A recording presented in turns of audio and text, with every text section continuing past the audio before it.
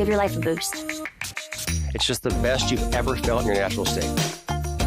My happiness in a bottle is the best. So to sum it all up, you're going to feel the benefits quickly, love the way it feels, and like the way it tastes. Pay a fair price, and you're going to thank us for it. We are so confident you're going to be satisfied that we back every bottle with a 60-day, 100% money-back guarantee. Give Harrelson's Own a try, from our family to yours.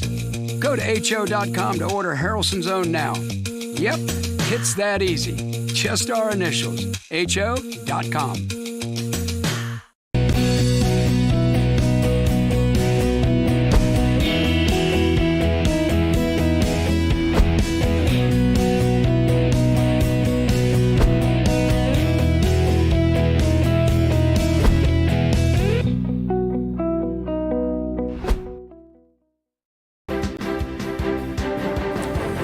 Ahead on American Sunrise Early Edition, did you have a nice Labor Day weekend? They didn't in Chicago, where 54 people were shot and 7 of them killed. All of this as Illinois Governor J.B. Pritzker proudly rejected President Trump's talk of sending National Guard troops to the city. So did Mayor Byron Johnson.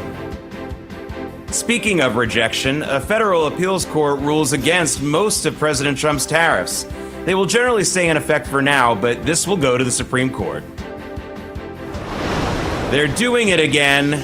CBS News is caught editing a key part of Homeland Security Kristi Noem's facts about illegal alien Kilmer Abrego Garcia's criminal record.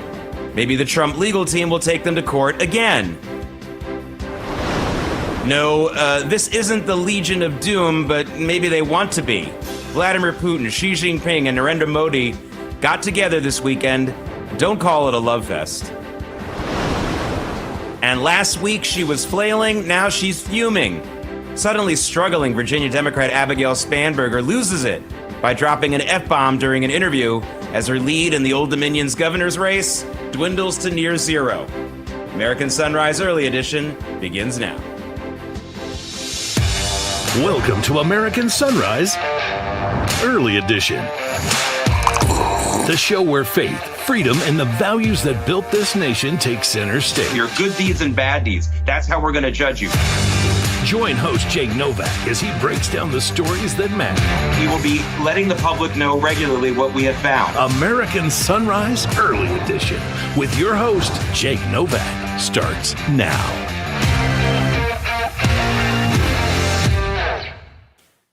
Welcome to a Tuesday. Yes, it is Tuesday. We got an extra day off for this week because of Labor Day. I'm Jake Novak. Thank you so much for joining us on a new week of work here on American Sunrise Early Edition. And we had that extra day off. We had more than an extra day's worth of news during this longer weekend, that's for sure. But I want to make a pledge to you right now as your host here on American Sunrise Early Edition. I am better prepared and more ready to play today than Bill Belichick's team last night. That's all I got to say. Anyway, all right, joining us right now is Walter Kurt. He's an independent investigative journalist. And Walter, it was another deadly weekend in Chicago, and talk about just horrible timing. Although this was all predictable, it's always very deadly in Chicago over long weekends, especially in the summer.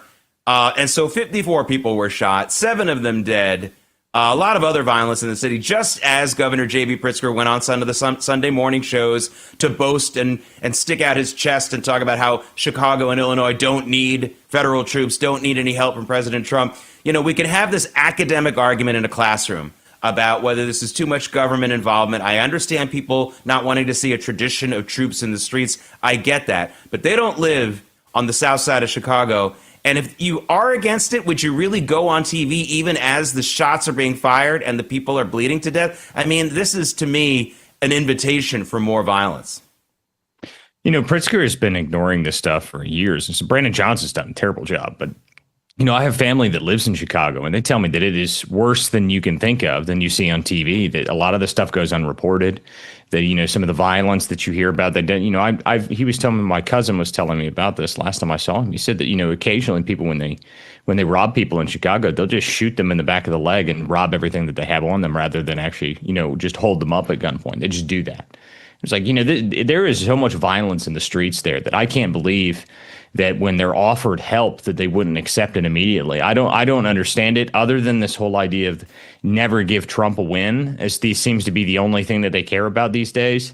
But that's so insane to me. I mean, just if you have the opportunity to help your city, then you should, and you want to help the citizens there. So I don't know what on earth is happening where they try to just anything that Trump does, they can't give him any win whatsoever. So they're willing to let their own citizens suffer and let their own streets be dangerous just so they can get Trump. And to me, it's shameful.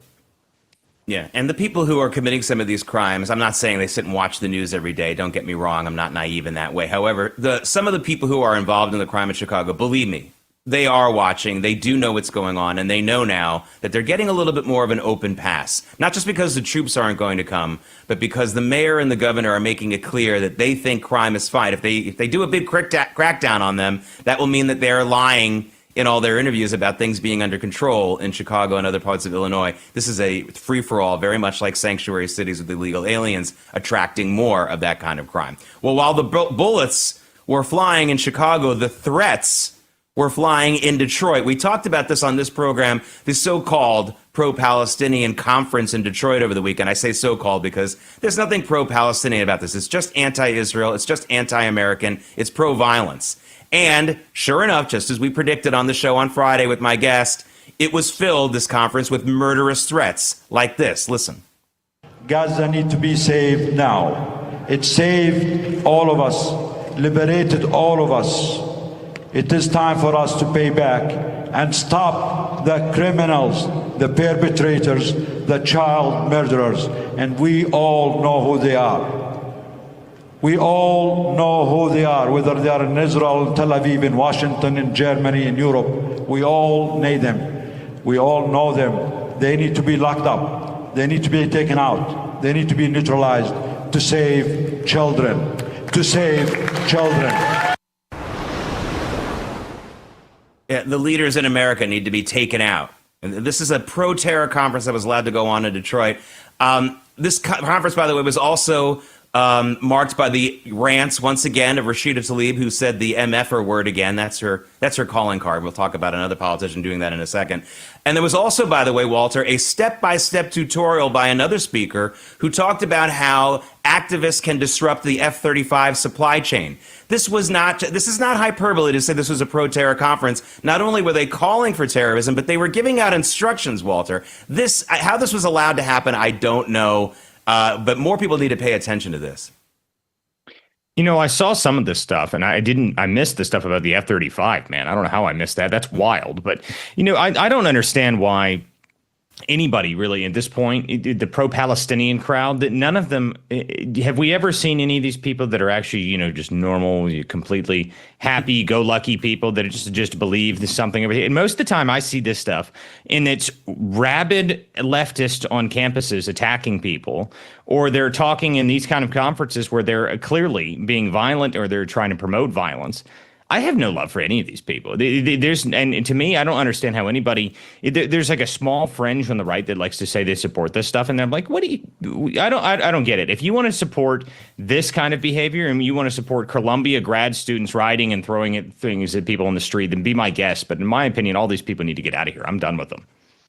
Yeah, but these kind of conferences are so scary. Okay, Walter. Now let's get to our specialty topic, you and me. For the last month or so, and that has been the Virginia governor's race, which has suddenly become very, very tight. The last poll only had Abigail Spanberger, the Democrat, up by 5 points. And apparently she thinks the way to get back on top is to sort of get more nasty, do the whole Gavin Newsom thing. Here she is. She's supposed to be a moderate. That's the way Democrats are always supposed to be in Virginia, very moderate. That's their brand. But she keeps blowing that effort up. Check out her not-so-moderate response in this interview just a couple of days ago. To wait for 2028. And so it is the harder route. I'm not denying that, to say we're going to win those seats in the midterms by working hard and doing it. But in Virginia, that's our only option. And frankly, I think Democrats need to fight more and win more and actually ensure that people know what we are. Yeah, she was dropping the F-bomb talking about how she wants, she might do some redistricting for the Democrats in Virginia if she gets elected and all this kind of stuff. this doesn't usually go over very well in Virginia for either side. For those, I spent a lot of my life growing up there. I can tell you that at least the appearance of being more sedate in Virginia is the way to go. That's really their tradition there. She really seems like someone who's just been imported from L.A. or New York. I don't know how this is going over well with voters. The more they see of her, right, Walter, the less they're going to like her. Well, and that's why she's been hiding for the past month. I didn't think she was going to come out of hiding. She finally does come out of hiding, only to, this whole interview. I watched the whole interview. It was terrible. I mean, she not only did she use the F-bomb there, where she, and I don't know where that came from, by the way. That's some new Democrat thing where they think that, using foul language makes you tough or something, which I'm not sure that plays well at all. But, the rest of that interview was even worse. She spent an entire 10-minute rant talking about how much she hates Donald Trump and how her entire intention of her campaign is to obstruct Donald Trump. What happened to the purpose of it being for Virginia? You're going to sit there and scream the F-bomb at people, but it doesn't sound to me like you're presenting any policies. We're going to fight more. We're going to fight more and win more. Like that's not, you're just resisting, and you're resisting Trump, and that you guys have been doing that since 2016. You need to come up with something new, because none of this stuff makes any sense, and none of it's actually even popular. And what Trump's doing is actually popular. Lowering immigration numbers, lowering crime, all of these things are incredibly popular amongst American citizens. And in Virginia specifically, to say that you hate all of Trump's policies is kind of insane, because 75% of Virginians actually support his immigration stance. And she says she wants to get rid of it. So I don't know what she's doing. I don't know who came up with the idea of telling them to use foul language as their way to make them sound tough. But I hope they keep doing it, because it makes them look foolish.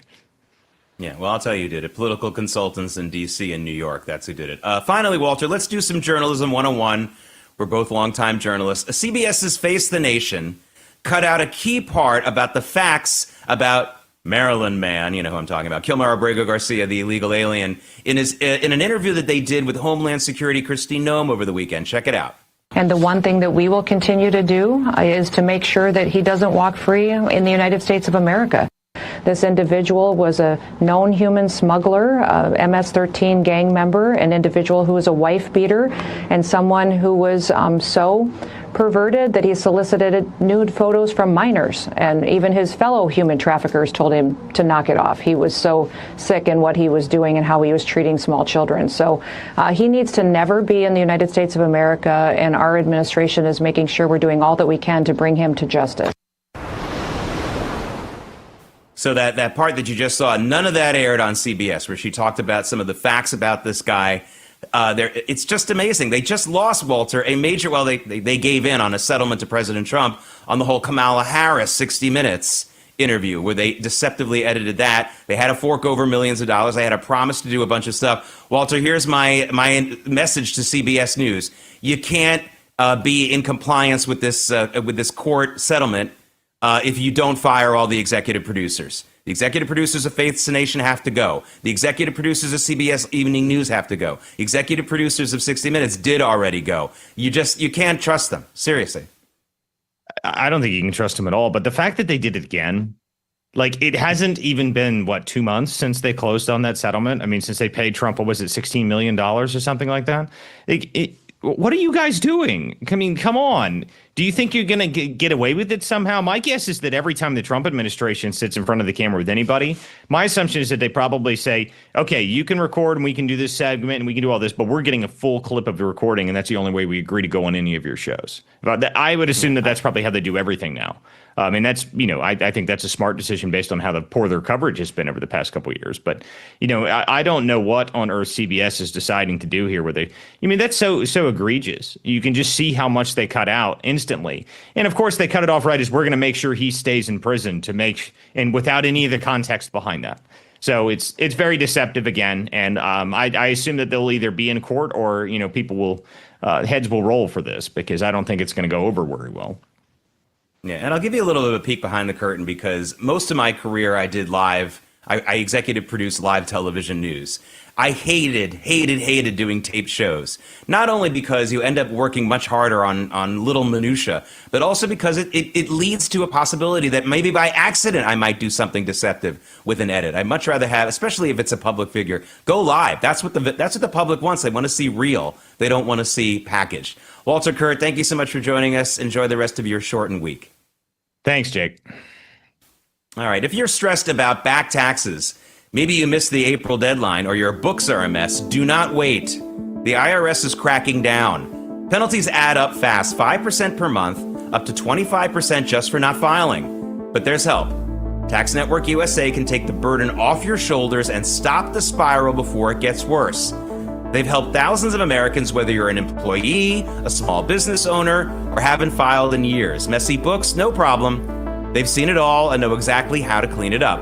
With direct access to powerful IRS programs and expert negotiators on your side, Tax Network USA knows how to win. You'll get a free consultation, and if you qualify, they may even be able to reduce or eliminate what you owe. More importantly, they'll help protect you from wage garnishments or bank levies. So don't wait for the next IRS letter.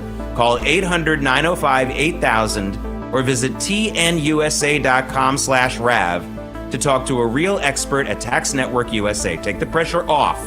Let Tax Network USA handle your tax issues. Coming up, they keep telling us that public school teachers don't have enough pay and support or resources. That's true in a lot of cases. But guess where the big teachers unions are throwing their money? To the tune of tens of millions of dollars. Spoiler alert, it's not for extra crayons and felt bulletin boards. American Sunrise Early Edition. We'll be right back.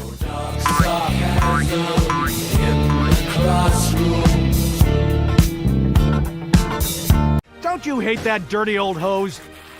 It kinks, splits, and it always leaks. And it's way too heavy to carry around. It's time to get the brand new Pocket Hose Copperhead. Just turn on the water and watch it grow to a full-size hose. It stretches and expands like a rubber band. Old-fashioned hoses get kinks and creases at the spigot, but the new Pocket Pivot swivels 360 degrees. Just connect to the spigot and watch it pivot. And when you turn off the water, away it goes, shrinking back to a pocket-size hose. And it makes it easy to carry and put away. Copperhead.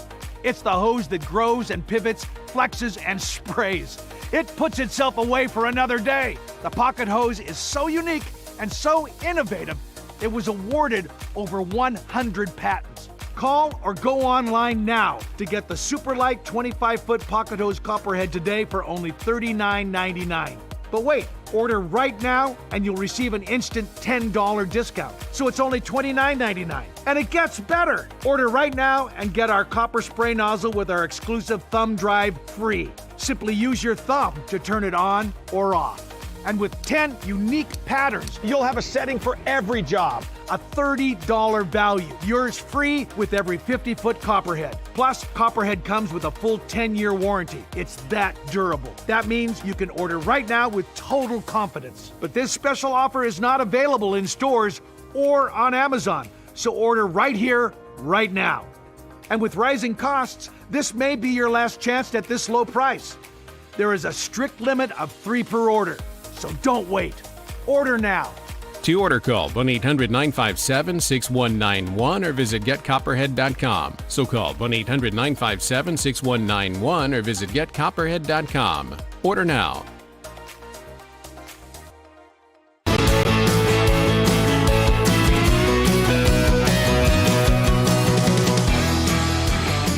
You know where that is. That's the Capitol building on Capitol Hill in Washington, D.C. Expecting some more news out of that town again today. Hopefully it won't be too annoying.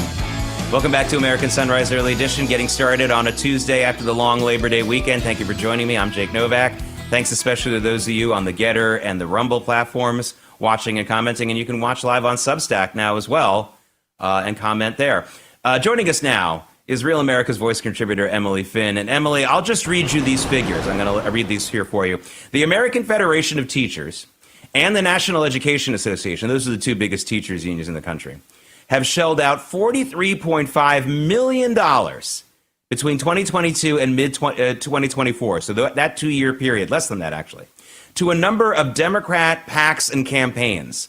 This is all according to disclosures to the Department of Education, so this isn't just my opinion here. And so here we go. They've spent all this money. This is at the same time that they keep telling us all these messages about how teachers don't get paid enough, there aren't enough resources, there isn't enough government spending, and so that teachers have to go and use their own money to pay for school supplies and things in the classroom. Now, by the way, that is true in a lot of cases, but it's not because there isn't money available. If I were a teachers union, supposed to be a professional association, not a bunch of political hacks, I would create a special fund, scholarship funds, all these kinds of things. $43.5 million buys a lot of crayons, Emily. Anything that is focused on education. I mean, this New York Post article, if you read a little further, I want to read this quote to you. It says the cash went to lefty groups that back gun control measures, support racial equity, and gender transitions for minors. Where are the crayons? Where is the actual education in any of that? They've made it extraordinarily clear that they are way more interested in being a political organization rather than something that is supposed to help students. I remember during the COVID-19 pandemic, I was living in Chicago at the time and was interviewing the president of the teachers union there, and he was trying to justify why they were still not going back to the classrooms, why they were still forcing children to have their education over a Zoom call because of their laziness, because of their inefficiency to actually focus on education and get things done. This is why our students are suffering so much. This is why they fall behind in all of the core curriculum in math and reading and science. Jake, it's a huge problem, and the union really needs to reprioritize their efforts, and especially where they're spending all of their money. And they could end up really regretting it, because this is why efforts by teachers, individual teachers in many states, to opt out of unions. Remember, this was a huge deal 15 or so years ago, 10 years or so in Wisconsin and other states where teachers basically said, some individual teachers said, I just don't want to join the union. I don't want to pay the dues because I don't believe in what they're doing with the money. And in most cases, the courts won't let them do that, won't let them opt out. But when it's proven that they're spending a lot of money on political stuff, then even some moderate and even some somewhat liberal judges do allow it. And now that the story is getting out, Emily, the next phase is going to be a bunch of teachers in some new states who are going to ask to opt out. This will be their fatal mistake that these unions have made. This is why you see so many parents having to get really involved in education and, homeschooling or sending their kids to, to private schools instead, just because the state of the public school systems is so sad right now, Jake. Yeah, and the last thing I'll say about teachers who want to get involved in politics, don't. You're bad at it. You're not even good at it. Literally, you don't have the chops. All right, Emily Finn, thank you so much for joining me. Everyone, you'll see Emily again on American Sunrise between 8 and 10 a.m. Make sure you come back and watch her there. Thank you so much, Emily. Thanks, Jake. Is the continued divide between President Trump and the Federal Reserve putting us behind the curve again? Can the Fed take the right action at the right time? Or are we going to be looking at a potential economic slowdown? And what does this mean for your savings? Consider diversifying with gold through Birch Gold Group. For decades, gold has been viewed as a safe haven in times of economic stagnation, global uncertainty, and high inflation.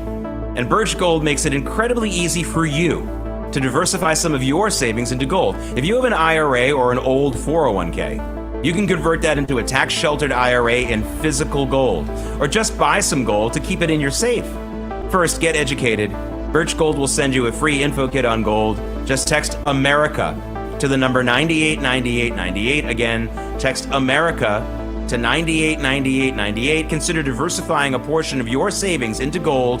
That way, if the Fed can't stay ahead of the curve for the country, at least you can stay ahead for yourself. Coming up, the activist judges are at it again as a D.C. appeals court rules to negate just about all of the Trump tariffs. So what is next? American Sunrise Early Edition. We'll be right back.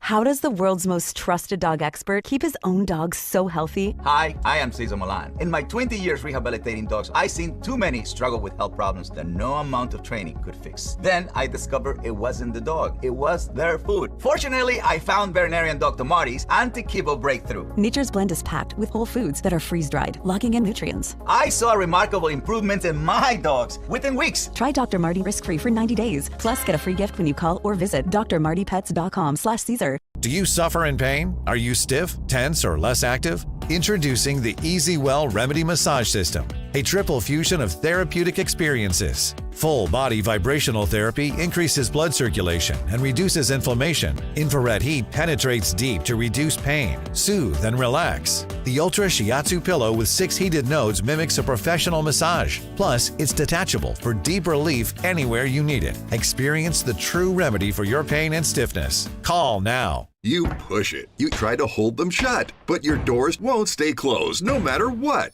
Introducing Ruby Monkey Magnets. Ultra-thin magnetic plates that will keep your doors and drawers shut. Just peel to reveal the super strong adhesive. Place the monkey, then the magnet, and close. Installation is that simple, and now you have a door that will stay shut. The secret is the ultra-strong industrial magnet's powerful attraction that holds tight. Monkey magnets work on most surfaces and are perfect for cabinets, dresser drawers, sliding closet doors, and more. Even your outdoor problems are solved in an instant because they're corrosion and rust resistant. Call or go online now to get 8 sets of monkey magnets for only $9.99. Due to rising costs, this may be your last chance to get monkey magnets at this low price. There is a strict limit of 1 house pack per order. Call now. Call 1-800-519-4389. That's 1-800-519-4389. Call or visit monkeymagnets.com. So call 1-800-519-4389 now.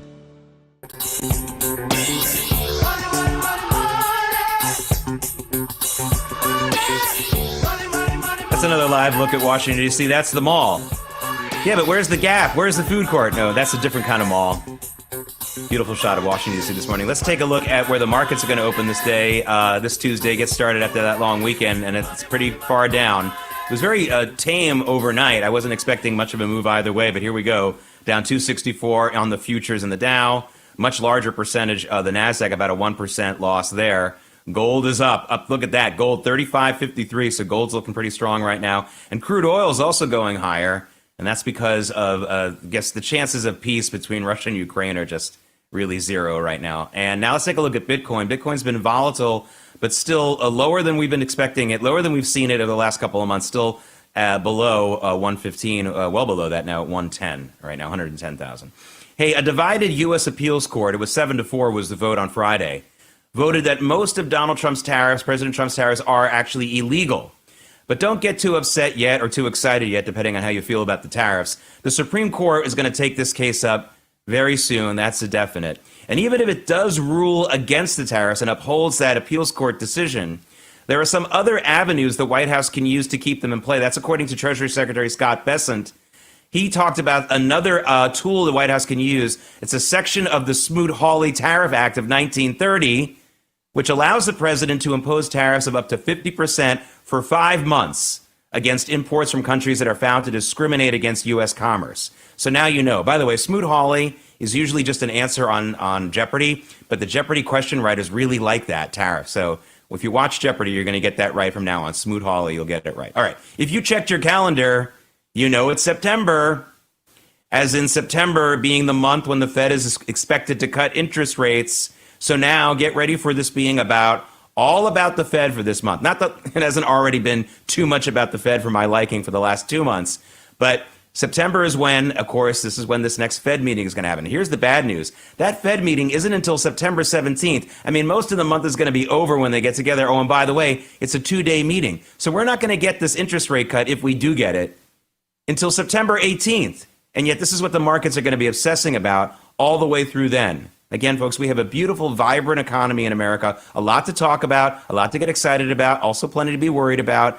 Why it's always about the Fed drives me nuts. And I think that at least the big financial news people and the people pretending to know about financial news are going to be talking about it for the next 16 days. Here we are at September 2nd. I am not looking forward to that. I will keep you updated, but I will not be obsessing about the Fed, I promise. All right. Meanwhile, it was not a good holiday weekend for Fed Governor Lisa Cook. Now, it started with a federal judge giving her some good news, delaying her firing from President Trump while she needs to get her evidence together of proof that it's an unlawful firing. But even the New York Times came out with a piece over the weekend or going into the weekend talking about how the evidence is mounting that Lisa Cook not only had 1, not 2, but 3 very suspicious mortgage applications, one after the other. I mean, this looks like a very coordinated effort. That's what the Times was hinting at. And there's also now, this is another thing that happens when you get yourself into a controversy, they look at everything. There's also now a renewed scrutiny into Lisa Cook's tenure application for when she was a professor at Michigan State University. Apparently, according to all reports, her fellow professors voted her down on tenure, but they were pressured by the president's office to give it to her. That's not the kind of story that you want out there. It wouldn't have gotten out there, again, if she weren't pushing back on this, but that's the risk you take. All right, ladies and gentlemen, start your engines.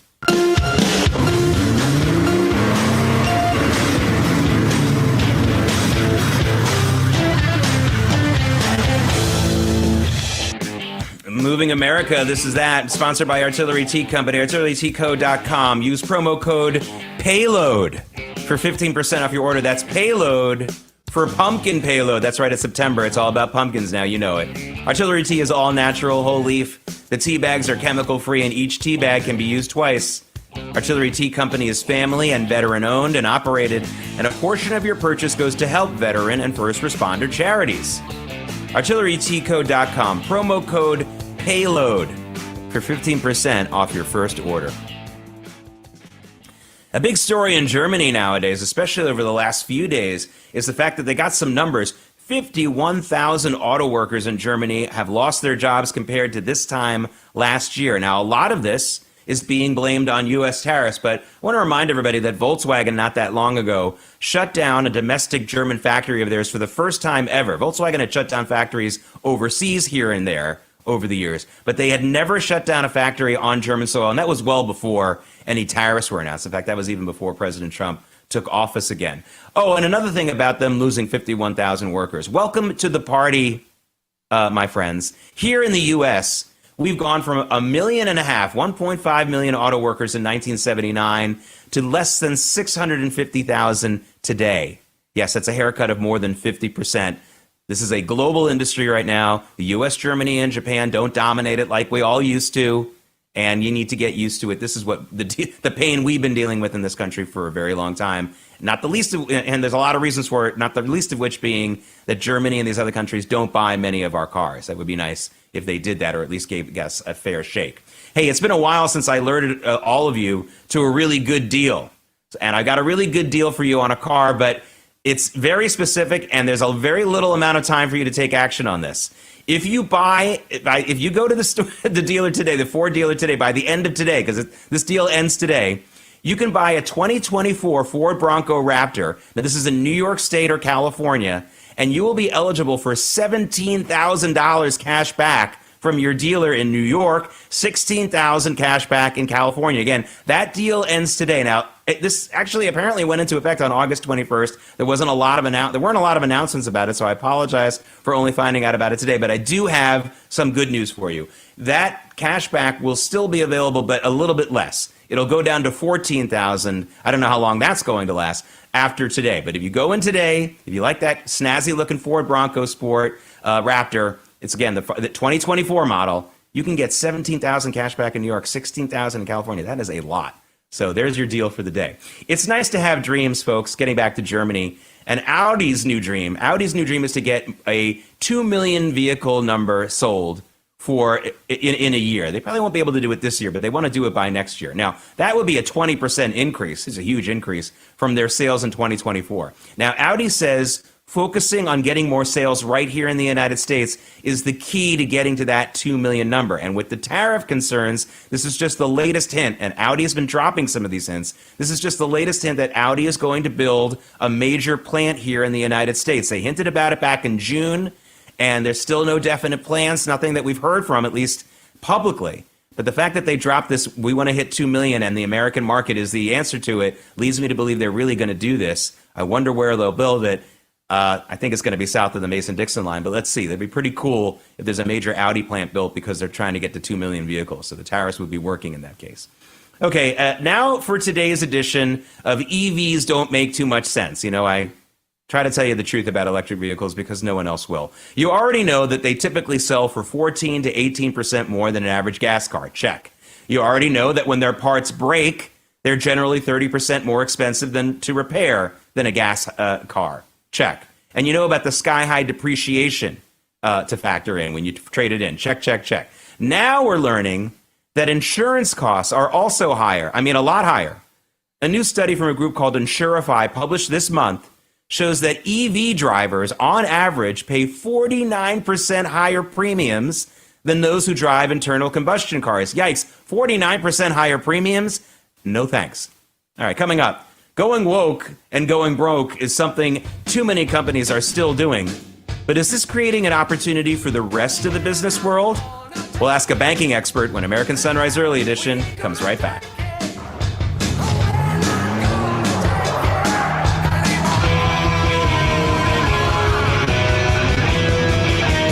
Messes happen every day in every way, but who wants to drag out a bulky vacuum? Introducing Horsepower Duck, a super compact vac with ultra-powerful suction. Watch as it effortlessly crushes this large bottle. This is a small but mighty duck, making it quick and easy to clean any mess. Just duck it up. The compact design can reach the tightest places. It's smaller than a water bottle, so store it in any drawer where it's always at your fingertips. Plus, it dumps out with ease, so it's ready to clean again. I used to have to drag out this huge thing they call a portable vacuum cleaner. Now I keep the duck in my kitchen drawer and I clean up messes in 2 seconds. The turbocharged motor is engineered to create a powerful vortex of suction, while the HEPA filter helps remove dust and allergens. We attach the duck to this tube, and the powerful suction lifts the water all the way to the top. Clean up that mess in the kitchen, the spill on the sofa, even sawdust and screws in the workshop. Plus, it's rechargeable. Got messy pets? Duck powerfully picks up pet hair from anywhere and cleans around that dish in a flash. You can even store it in your glove box for the ultimate car vac.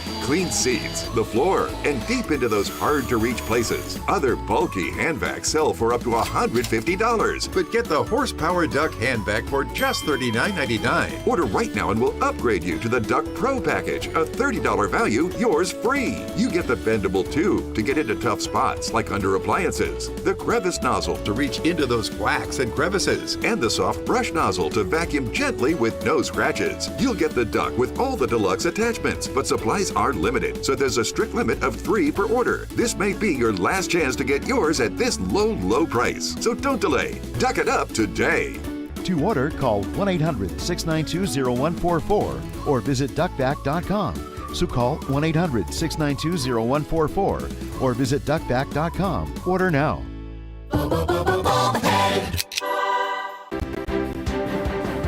It's Tuesday, September 2nd. Here are this morning's top stories. 54 people shot, 7 of them killed. All of this as Illinois Governor J.B. Pritzker proudly rejected President Trump's talk of sending National Guard troops to Chicago. And that's how many people were shot. Cause and effect, people. Speaking of rejection, a federal appeals court rules against most of President Trump's tariffs.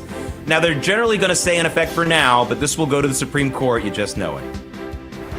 They're doing it again. CBS News is caught editing a key part of Homeland Security Kristi Noem's facts about illegal alien Kilmer Abrego Garcia's criminal record.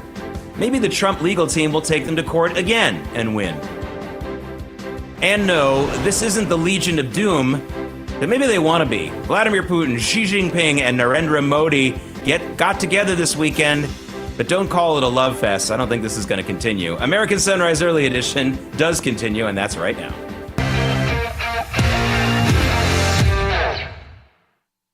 Welcome back to American Sunrise Early Edition. It's Tuesday. Yes, it was a long weekend. Remember, it's not Monday. It's Tuesday. It's September 2nd. I'm Jake Novak. Thank you so much for joining us. Thank you to all of you very active in the Getter and Rumble chats this morning. A lot of viewers, a lot of comments. Thank you so much. And, of course, you can watch it live on X and on Substack as well, and also comment there. Do whatever makes you feel most comfortable as you watch this program at your leisure. Joining us now is Old Glory Bank co-founder and CEO Mike Ring, a great guest to have on this program. Haven't seen him in a while. Mike, your bank is founded on the premise of serving those who reserve the right to be unwoke.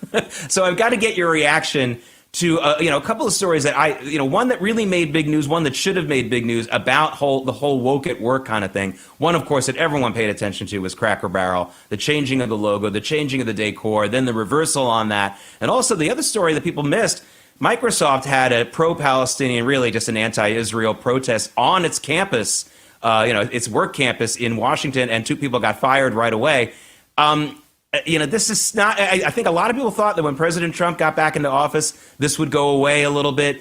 It's still out there, and Cracker Barrel of all places. I mean, this had to be something you were watching with great interest.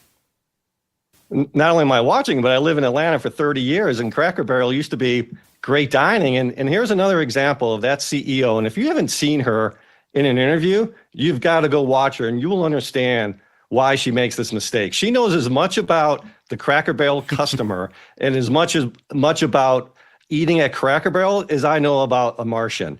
This is an example of a weak CEO who is clueless and thinks that by spending $700 million on messaging and branding will solve the problem when every customer knows the problem at Cracker Barrel. It's food and service. And she doesn't want to do the hard work of going into the restaurants, talking to the employees, making the changes that are necessary. Instead, wants to do that elite like the Democrats. Oh, we don't have a problem on the merits. We have a problem on our messaging. She's the same way. Our messaging is the problem. No, the food and the service is the problem. It used to be you walk in and get that hash brown casserole.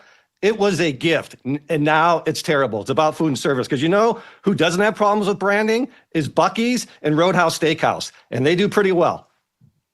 Yeah, I'm so glad you mentioned her. Her name is Julie Fels-Massino. I was talking about her all last week, Mike, because she was nowhere to be found. I mean, even the corporate statements from Cracker Barrel that went out online on social media weren't signed by her with her name on it. It was just the Cracker Barrel name. That leads me to believe that the board wants to keep her. I think she's got a very short tenure left. I think they're going to get rid of her soon. Otherwise, she would be front and center. Unless she's really too stupid to do that. She's not willing to do the whole I made a mistake thing, which I think would actually help her.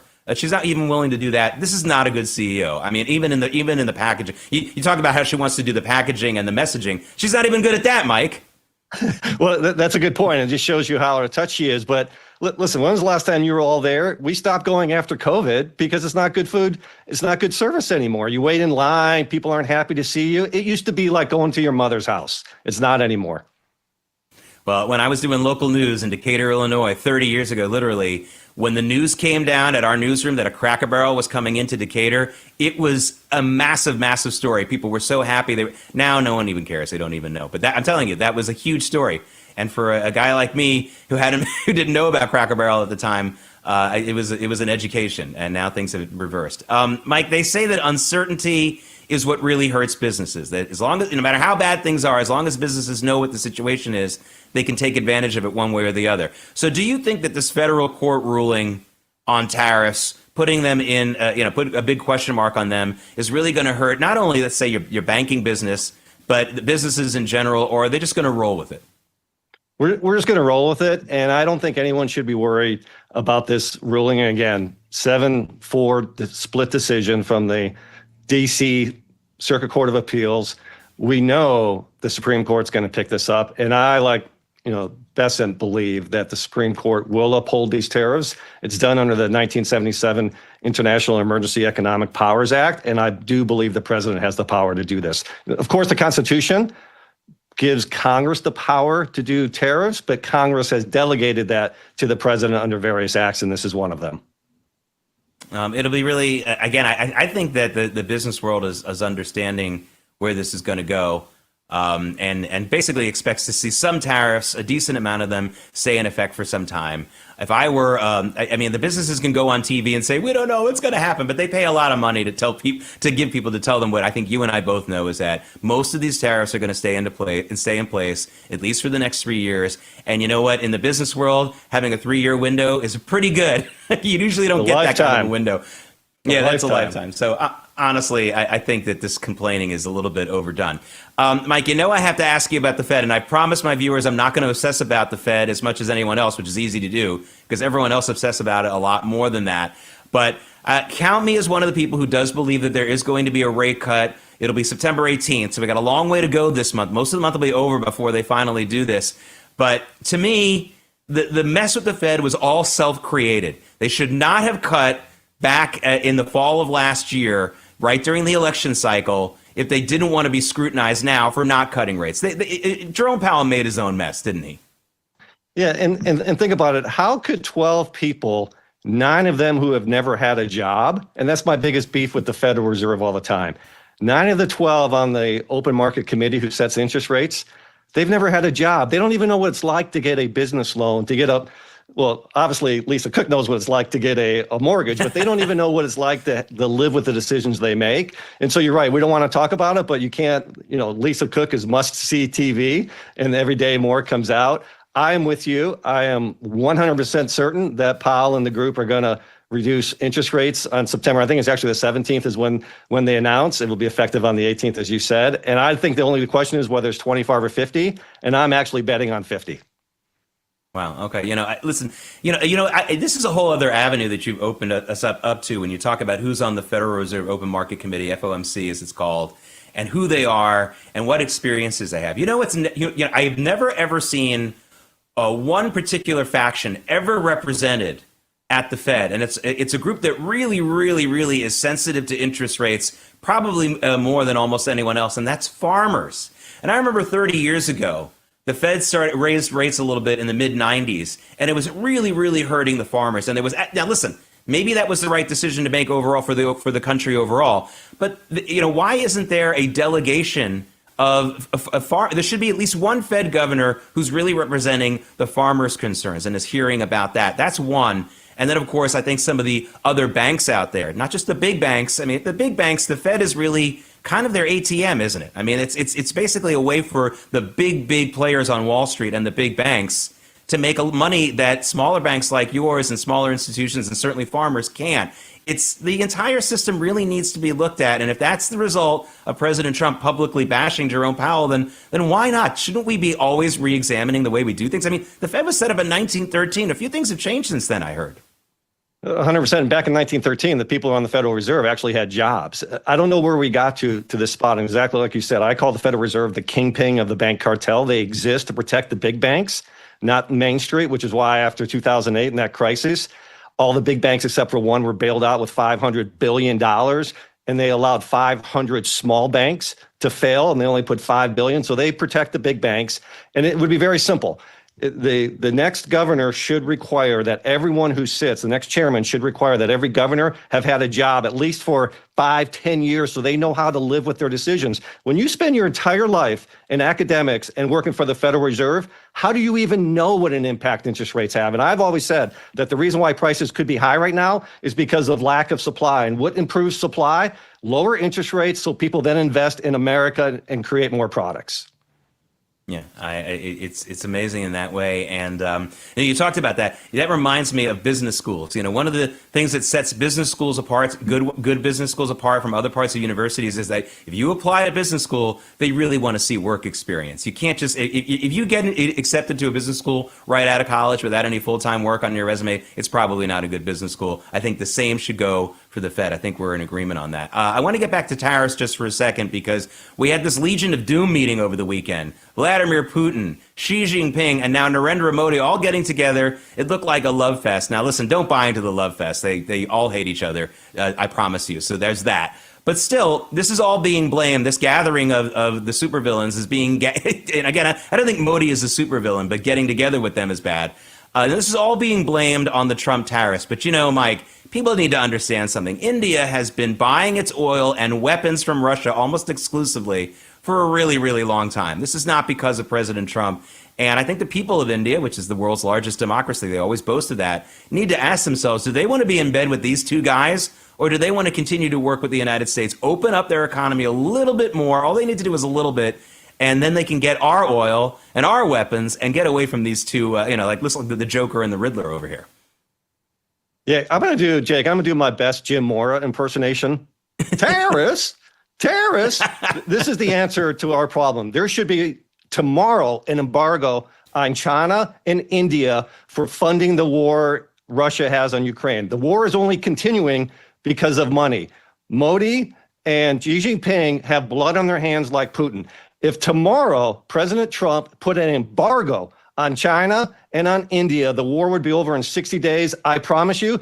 Money funds wars. Wars require money, and that would get rid of us. So we are talking about tariffs when we should be talking about embargoes. We as Americans need to step up and build everything at home and quit supporting countries who are funding that war.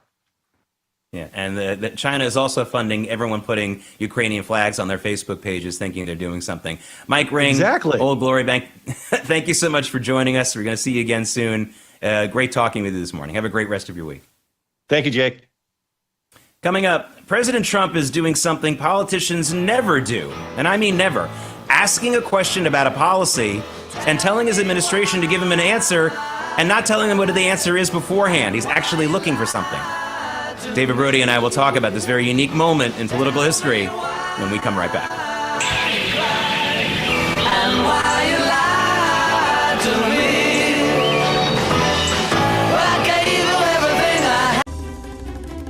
To avoid digital threats, just turn on NordVPN. Improve your protection against trackers, malicious websites, and malware-ridden downloads. Get the deal now. Yikes. Leaky refrigerator coil card. Oh no. But your future is bright with an American Home Shield warranty to protect your covered home system. Don't worry, be warranty. Stay tuned to get a free automatic toilet bowl cleaner from Mermaid. Your sink stopper's broken, and fixing a drain is a pain. Introducing Mermaid Drain Magic, the instant solution to most broken drains. Just remove and replace. In seconds, you can fill and drain with a simple press of a button. Drain Magic makes replacing your old, broken, rusty, even missing sink stoppers fast and easy. Drain Magic's anti-clogging basket helps prevent clogs in your sink, catching hair, food, even jewelry. Made with brass and chrome and a silicone gasket, it creates a watertight seal. Order your Mermaid Drain Magic today for only $19.99 and get a Mermaid Toilet Bowl Cleaner absolutely free. Drop it in the tank for up to 3 months of cleaning. But wait, this could be your last chance to get Drain Magic at this low price with free toilet bowl cleaner. There's a strict limit of 3, so order now. Call 1-800-519-4303 or visit GetDrainMagic.com. So call 1-800-519-4303 or visit GetDrainMagic.com. Order now.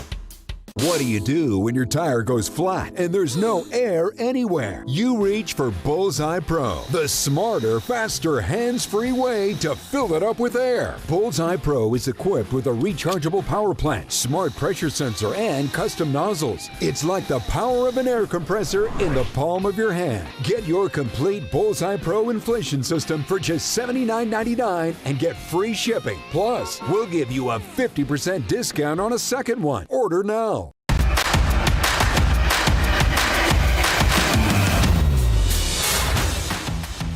It's another live shot. The Capitol is still there. I don't know if that's good news or bad news. Just kidding, just kidding. We want the Capitol to stay forever. I'm Jake Novak. Welcome back to American Sunrise Early Edition. It's Tuesday, by the way. Don't think it's Monday. The work week is starting. Remember, you got that extra day because of Labor Day weekend. I hope you enjoyed it. I really think we're right in the middle of a very unique moment in American political history. I'm really trying to find out if there's ever been another case of a president openly asking a question about the effectiveness of a policy without saying beforehand what he wants the answer to be or what he says the answer to be, and doing it extremely publicly.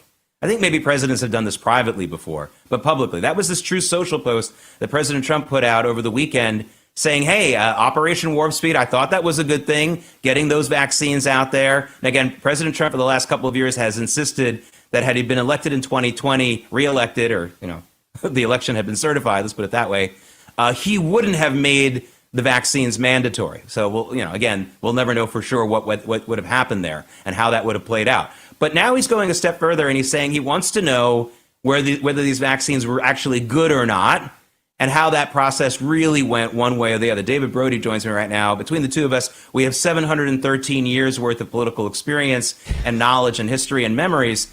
I can't remember a time. Yeah, I can't remember a time. I mean, did President Nixon say, listen, I don't know if the bombing of Cambodia was a good idea. I thought it was at the time. I'm instructing my administration to figure this out. I don't ever remember a president. That's just one example. This is kind of interesting. I'm not saying that President Trump is a paragon of humility. That's not what I'm saying here. I'm just saying this is unusual. And it's certainly an important policy because unlike even a war, this really affected every single person in America. 100%. And by the way, I think I'm not a crook. I'm not a crook. That's what I remember Nixon saying.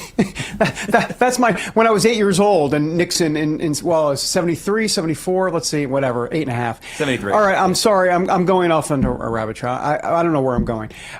This is unusual, but guess what? President Trump and unusual kind of go in the same sentence. Once again, breaking another norm. I love how it's just like he's the big, it's not just like a carnival barker, right? It's not, I don't mean it like in that sense, because that sounds a bit derogatory, but he's just the guy that just just spits it out. He just spits it all out. It's kind of like his cabinet meetings, right? I mean, it's just like, come on in, let's just let it run. Let's let it go. Remember when he did that thing with Schumer in the Oval Office, and he just dressed down Schumer and all? Of course, he knows what he's doing the whole time.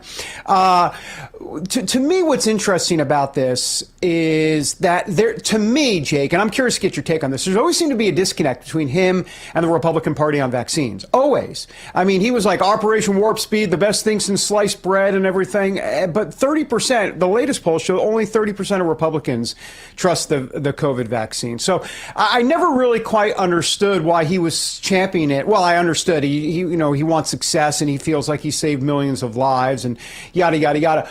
But Jake, here's another thing I don't understand in the the Truth Social post. He says that Pfizer has shown him this extraordinary data. What data is Pfizer showing him exactly? I'm curious to kind of maybe unpack that statement. Maybe there's a question that someone can ask him about that. Because the data that Pfizer is showing, they're showing their own clinical trial stuff, phase 3 and some of the booster stuff. But other than that, what is he looking for exactly? Like, in other words, what is the information that Pfizer is showing him that they haven't shown to the American people? I'm sure there's quite a bit of stuff, but I'm not convinced at all on the Pfizer data anyhow. So this whole thing seems a little bit murky at best. Yeah, it's one of those things also where people have so many people have foregone conclusions, and throughout the lockdowns and throughout all that, I just said to everyone, if you think you have all the answers right now, then you're the problem. Nobody really knows 100%. And now you even have the President of the United States openly saying that he at this moment isn't sure about all the answers. That really should be a humbling moment for everyone. I don't think it will be, but I certainly hope so. But the next 2 hours will be wonderful. I know that for sure. American Sunrise coming up between 8 to 10. I'll see you in the 9 a.m. hour. I'll be back tomorrow with Early Edition. American Sunrise is a great way to start your morning. Join us Monday through Friday from 8 to 10 a.m. Eastern Time. We've got the news of the day and some compelling interviews that you don't want to miss. Here's what you missed from yesterday. The media loves to demonize folks that bring this up. We're bringing it up. We're not talking about transgenderism or let's go to gender dysphoria and say that these people are crazy and we're really upset at them. We're not upset at that. This is mental illness. We want to help them. They need Jesus. I think people who were willing to have the conversation, look at what we're really dealing with here, understand that it is mental illness, and begin to move toward treatment rather than trying to affirm it. And again, these become critical issues that the public is being affected by. It's so hard to even know, honestly, where to dig in on this. I mean, certainly the attack on Christians. My friend that drove me to work this morning said as I was getting out of the car, the most dangerous place to be right now is sitting in a church. We saw some of the horrendous, if you looked at any of the videos or his journals or his manifesto, the killer I'm speaking about. We saw horrible slurs on all sorts of races and religions.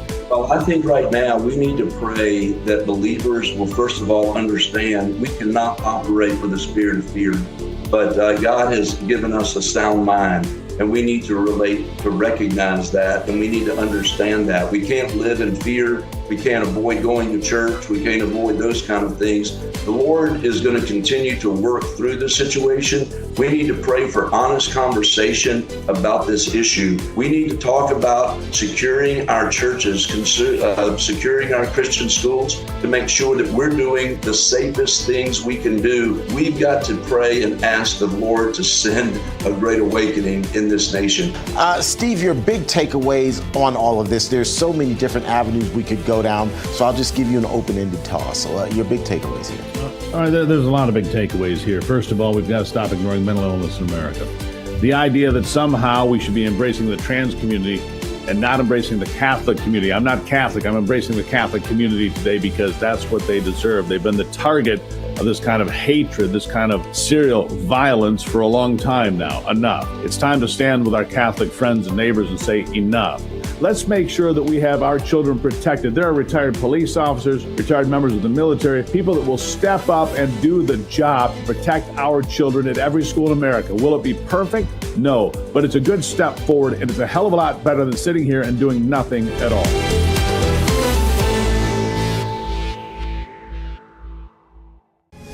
The poverty is unimaginable. There are people who are struggling. This is where she washes the dishes. If you're ever going to allow your Christian faith to rise and to do something for God's chosen people, now is the time. This is the home of Galina. She's 96 years old. This is what she had to eat for today. She has one pot with water and wheat. My father was killed by the Nazis, and I was an orphan. I didn't know about God.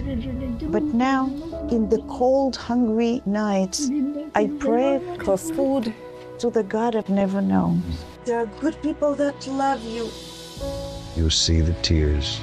Scripture says joy can come in the morning, and you can be the reason.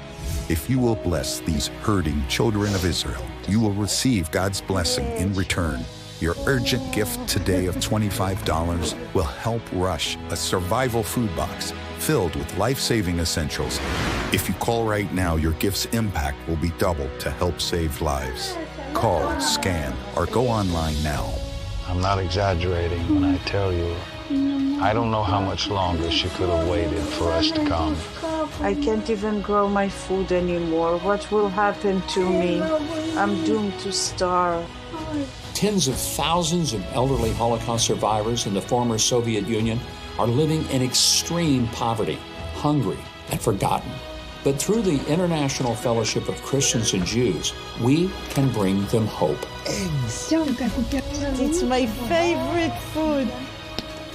May you be blessed. You say to them, we see you and we're here to help. If you call right now, your gift's impact will be doubled to help save lives. Ahead on American Sunrise, President Trump is promising an executive order requiring all voters show an ID in order to cast a ballot.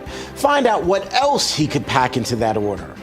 Plus, Congress returns to work this week with a potential government shutdown on the horizon. We have the latest on how likely another continuing resolution is. And some of Jeffrey Epstein's victims are slated to hold a press conference tomorrow. The latest on that and so much more right now on American Sunrise. Good morning, America. Welcome to American Sunrise. Whether it's culture, we have breaking news to share with you. Politics. President Trump is joining us live now from Florida. We've got you covered. This is what it looks like to be a patriot. We have to protect the American family. The American dream is still alive. I'm David Brody. I'm Terrence. And I'm Dr. Gina. Good morning, everyone. Thank you so much for tuning in to American Sunrise. I'm Emily Finn, filling in today for Dr. Gina, live from West Palm Beach. Let's bring in David Brody in Washington, D.C., and Terrence Bates in our Denver newsroom. Good morning, you guys. I hope you enjoyed the long weekend. As we were talking a little bit before the break, I certainly rocked out, had a great time. Hope you both did as well. Yeah, I zonked out. I don't think I rocked out. Yeah, rocking out wasn't, I think you have to have longer hair in order to rock out so you can. Yeah, the headbanging. It just doesn't really work for me. Doesn't work for me. But I'm glad you guys had a great weekend. Glad you guys had a very good weekend and happy to be back with you. There is a bit of good news. Rudy Giuliani reportedly is out of the hospital this morning. You may remember that he was injured in a car accident. Apparently, he was trying to help a domestic violence victim. But again, he has now been released from the hospital, we're hearing. President Trump is out with this Truth Social post, which reads, as President of the United States of America, I am pleased to announce that Rudy Giuliani, the greatest mayor in the history of New York City and an equally great American patriot, will receive the Presidential Medal of Freedom, our country's highest civilian honor. Details as to time and place to follow. Thank you for your attention to this matter. Make America great again. Very cool. It's been a very busy weekend for Rudy Giuliani, getting injured in that car wreck, and now will be honored with the greatest civilian honor here in this country, David. Pretty significant. Yeah, it is significant, and leave it to President Trump to take action right away. Pretty cool stuff, for sure. I've known Rudy Giuliani for now almost 20 years. My goodness, as time goes by, when he ran for the Republican presidential nomination back in 2007. I hate to say this, Democrats, but here it goes. Thoughts and prayers straight up for Rudy Giuliani this morning. I know they don't want to hear that, but we're definitely going to be praying for Mr. Mayor, as he's known. Emily. Absolutely. Praying for a speedy recovery.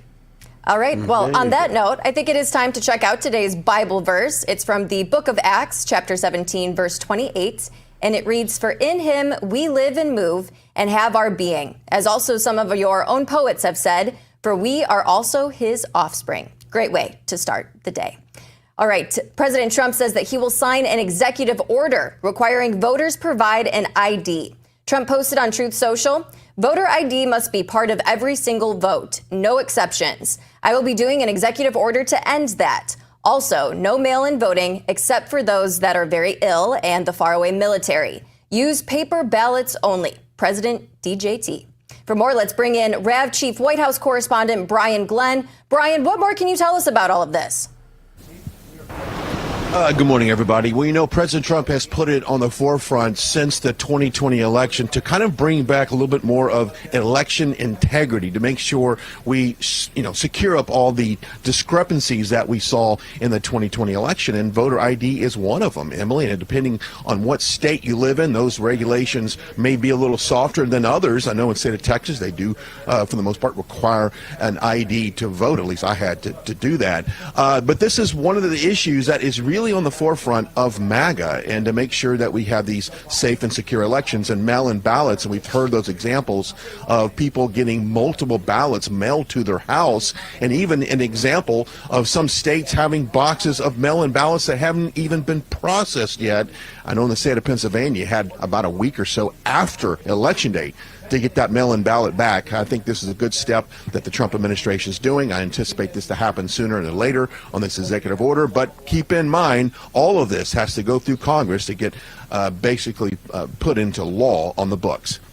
Yeah, that's right. Brian, welcome back. We missed you. Our audience missed you for sure. So good to have you back there at the White House. Speaking about something that our audience cares about, enter the Jeffrey Epstein situation, the Epstein files specifically. They don't care about Epstein, that's for sure. But there's a headline from USA Today saying this news conference with Epstein's victims is going to be explosive. Apparently that is tomorrow morning. There is this press conference slated for Wednesday. Now, just to be clear, we're going to talk a lot about what Congress has to get done. And one of these things coming up here is this discharge petition with Ro Khanna and Tom Massey. They need 218 votes, Brian, as you know, to get this on the floor, to have a vote to have the DOJ release all of the files. I wonder how this is going to play out, because Massey and Ro Khanna say they've got 212 Democrats ready to do this. So they're going to need 6 Republicans. They believe they have 6 Republicans to go along with this. It'll be interesting to watch. And they're clearly at this press conference tomorrow. There's going to be a lot of emotion behind it. So this is clearly a pressure campaign to get some Republicans on board, Brian. It is, and I do think you will have 6 Republicans join the 212 to get to that 218 amount that's needed. Now, this press conference will have victims, family victims as well, members of their family. And from what I've been told, the information that they are requesting will not jeopardize the victims of these alleged crimes by Jeffrey Epstein and others. It will not incriminate them. It won't give them any unneeded attention. It will protect their identities. But the ones that are coming forward just want to share a light on some of the pain that they've gone through. Now, if you want to kind of go through the steps here, don't be surprised, and this is kind of inside baseball here, because of maybe some of the negative feelings towards Thomas Massey. Don't be surprised if perhaps someone else enters a resolution to get this done and maybe pushes Ro Khanna and Thomas Massey's request aside. So it's almost like they're, thanks for coming, but we've got this, and someone else may do that. You may also get the 218 votes or signatures needed to put it on the floor for a vote. You could see Speaker Johnson stepping in and basically squashing it. So it's all going to unfold tomorrow. Tomorrow morning at the steps of the Capitol, we'll have coverage there on the ground for you. But obviously, if you take a look at what the base feels, what people in America feels, this is a very popular thing to do. Jeffrey Epstein was a pedophile. I mean, he is a convicted pedophile, and I think the base, the American people, want to know the details on this, and I think they rightfully deserve to know. But we'll find out how it all plays out tomorrow as it continues to, let's hopefully put this story to an end and get some factual stuff, get some evidence, and just put this whole thing to rest. Yeah. Brian, another looming story on Capitol Hill is the looming budget issue, specifically potential government shutdown. Here's the NPR headline on that. It reads, Congress returns from recess with a month-end government shutdown looming. We're expecting that there's going to be another continuing resolution. It seems to me that that's almost a foregone conclusion. What are you hearing from your sources?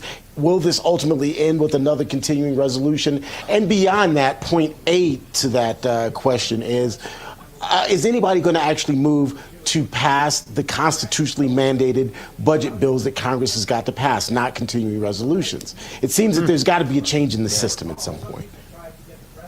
It has to be. Terrence, and you and I have been talking about this for 9 months. 9 months we've been talking about this day coming up at the end of September, and they've got 12 appropriation bills. 2 have been passed, so 2 out of 12. We've got a long way to go, and it seems like having that August recess did not help the process as far as time-wise. And if you want to look forward into this month of September, wait for it. They've got another week off before they have to really finalize anything by September 30th. But things like, and if we want to look into what they're funding right now, things like, it's basically a Schumer, Biden, Johnson type approach. That there's Schumer signed off on this thing 100% complete when it was in. Couldn't wait for President Biden to basically sign off on it that day. That's how much of a lot of the policies that we voted against are in this budget. So things that would have to be taken out later by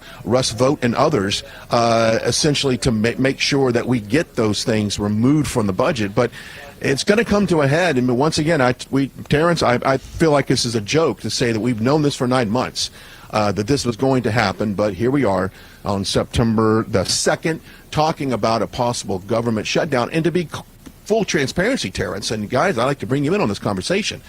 If you ask Americans if they really care if the government shuts down or not, I would be willing to bet they don't. They don't care. But we've seen the waste, fraud, and abuse, and of course we've been trying to eliminate all of that. But here we are facing a government shutdown September 30th. We'll see how that plays out as Congress returns today, a little bit later this afternoon for first votes. Yeah, hey, Brian, just really quickly, just to follow up, just to make sure we're clear, the whole idea of another continuing resolution, is that almost a foregone conclusion? As from what you're hearing, is that what's likely going to happen? I think so. Okay. I don't know. They would have to. I mean, they've had plenty of time to get some of these appropriations done. And unless they have 28 more days to get on it. But if I was a betting man, I would think this CR continues, and you'll see once again the Biden, Schumer, Johnson bills and a lot of the stuff that we voted against in the budget. That's what's mind-boggling here. You would think that we would, like you said, come up with a constitutionally, do our job and get a budget, and that's not what's happening. They're just kicking the can down the road. If you want to tune in for September fireworks, guys, it's going to happen this month. We've known this for months. September is going to be packed with news. Stay tuned. And just to put a button on it, go ahead. I was just going to say, just to put a button on it. Go ahead. Congress hasn't approved the 12 appropriation bills that we keep talking about since 1996. That's 30 years. Yeah. They haven't done it. Yeah. 30 years. We've been on CRs for 30 years. Right. So this ain't happening. Something's got to change. Go ahead. Yeah. Mm-hmm. No, I was just going to say something's got to change. We're going to record that question I just asked you, Brian, and rather than you and I talking and repeating it, we're just going to run that every single day until the 30th until this all gets done. We're just going to run the same thing because we'll probably have the same answer. All right. Thanks, Brian. Thank you. Brian Gunn, thank you very much. Appreciate you. All right, coming up, we are checking out the hottest headlines from the RAB newsroom with T. Bates. And later, more arms are on their way to Ukraine. How will this impact the end of the war? We analyze that just ahead on American Sunrise.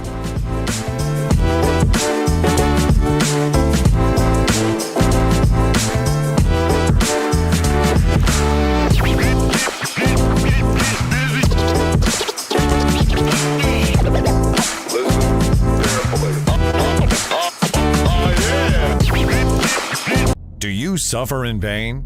Are you stiff and less flexible? Do you have trouble sleeping? Are you less active than you once were? Introducing the Easy Well Remedy Massage System that combines the incredible effects of vibrational therapy, targeted deep tissue shiatsu massage, plus soothing infrared heat. A triple fusion of therapeutic experiences delivering health-boosting treatments to your body. Full-body vibrational therapy increases blood circulation, bringing relief to joints and muscles and reducing inflammation while supporting your overall mobility. Look at these beads moving from the powerful vibrational motors. It's amazing. It's like 1,000 little fingers just vibrating my body from head to toe. Infrared heat penetrates deep to relax and soothe your body, reducing joint pain and stiffness and increasing circulation. Remedy gets in there and helps deal with the source of the pain, so you feel much better. The Ultra Shiatsu pillow with 6 infrared heated nodes is designed to mimic a professional massage specialist's hand kneading and working tight muscles in just the right way to bring maximum relief and pleasure. It is even detachable, allowing you to get a deep tissue relief in your upper and lower back, neck and shoulders, feet, calves, or anywhere on your body. I can't even describe to you the feeling. It's just something that you're gonna have to feel for yourself. Call or go online now to receive the Remedy Massage System. Your system includes the Zero-G memory foam layer, the vibrational infrared and ultra shiatsu therapies, the removable shiatsu pillow, remote control, and a convenient carry bag free. Just one massage visit can cost almost $100, but you can own the Remedy Massage System and have as many therapeutic treatments as you want. The sooner you order, the sooner you can experience the true remedy for your pain, stiffness, and stress. Call now. This news break is brought to you by AMAC, Association of Mature American Citizens.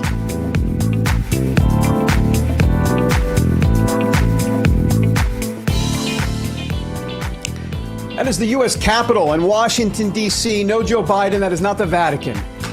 Welcome back, everybody, to American Sunrise. I'm David Brody. Coming up, a new Ukraine arms deal. The United States involved in that. We'll talk about that in a moment. And get ready. Terrence has a story about poopy beaches. That's all I saw. It said headline, poopy beaches. I can't wait to see what that's all about. We'll all find out at the same time.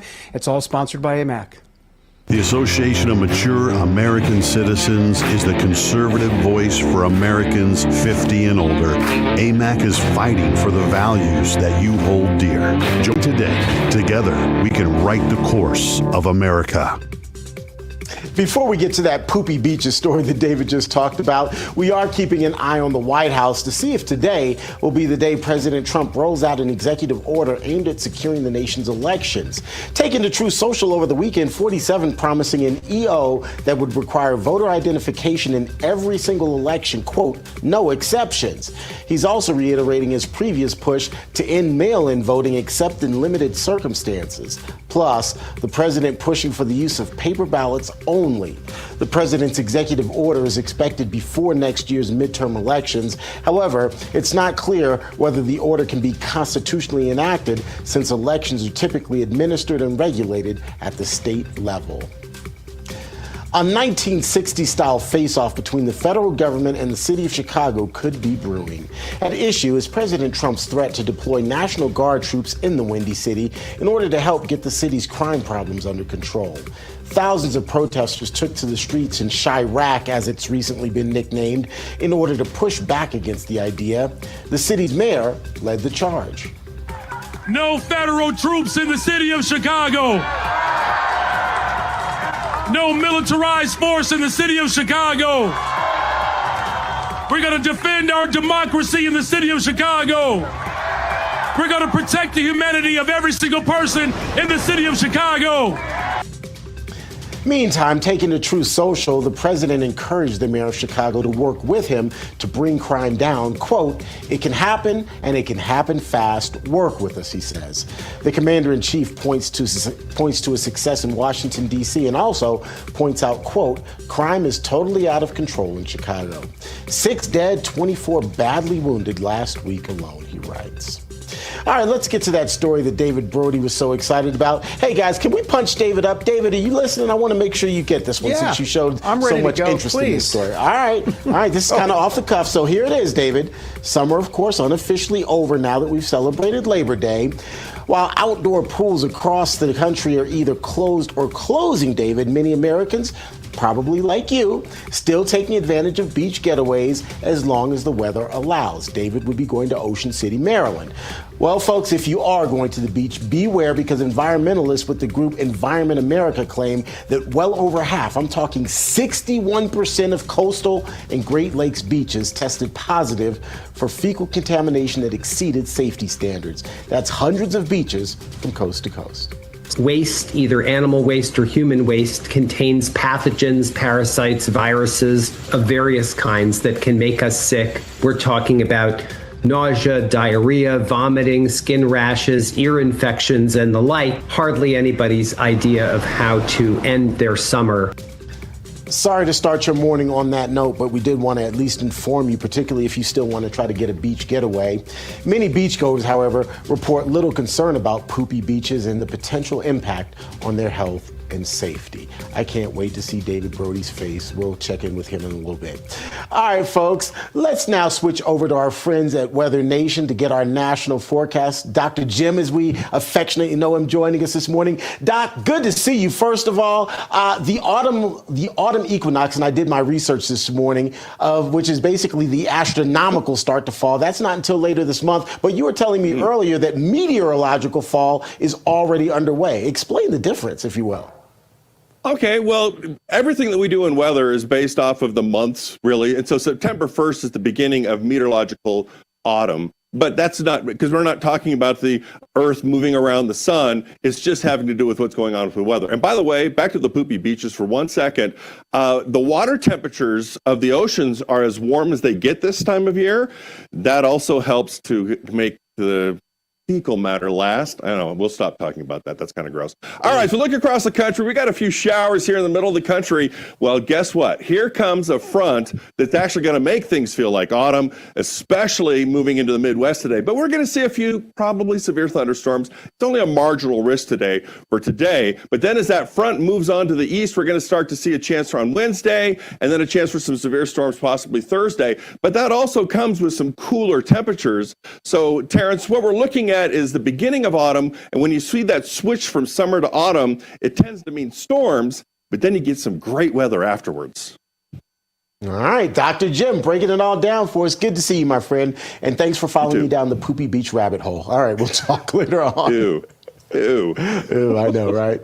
Up next, Chinese leader Xi Jinping aims to expand his position on the world stage. So what does all of this ultimately mean for the United States? We'll take a look just ahead, but right now, let's take a quick look at this day in history.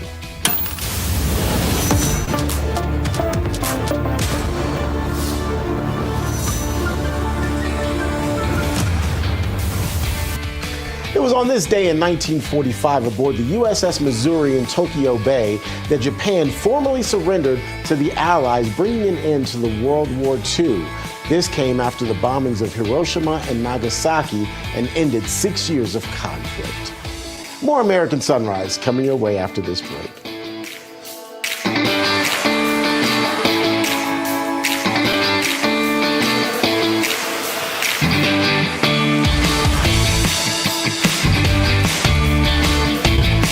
If we've learned anything over the past few years, it's that devastating events can strike without warning. Global pandemics, acts of terror, and even bank collapses that can cause chaos in a matter of moments. And I just want you to be prepared. Hi, I'm Donald Trump Jr., and it's for these reasons that I strongly recommend a gold IRA from my trusted friends at the Birch Gold Group. For thousands of years, gold has protected wealth through every kind of crisis. Birch Gold can show you how to move your retirement savings into an IRA in gold, legally and tax-free. For decades, they've helped thousands of Americans protect their IRA or 401k from unexpected events. To learn more, click below for your free info kit on gold IRAs from the Birch Gold Group, the only gold company I trust. Don't wait for the next crisis to strike. Take action now to protect your family's financial future. Click below for your free info kit on gold IRAs from the Birch Gold Group. Life is precious. I want to make a point. No matter what happens, I'll always be there for you. I know. When a woman experiences an unplanned pregnancy, she's faced with a difficult decision. Preborn connects with life-affirming pregnancy clinics across the nation and provides them with free ultrasound sessions for expectant mothers. When a mother sees her baby on an ultrasound and hears their heartbeat, it doubles the chance she'll choose life. With your gift of $28, Preborn will provide a free ultrasound for an expectant mother. Visit preborn.com/life to save a baby's life.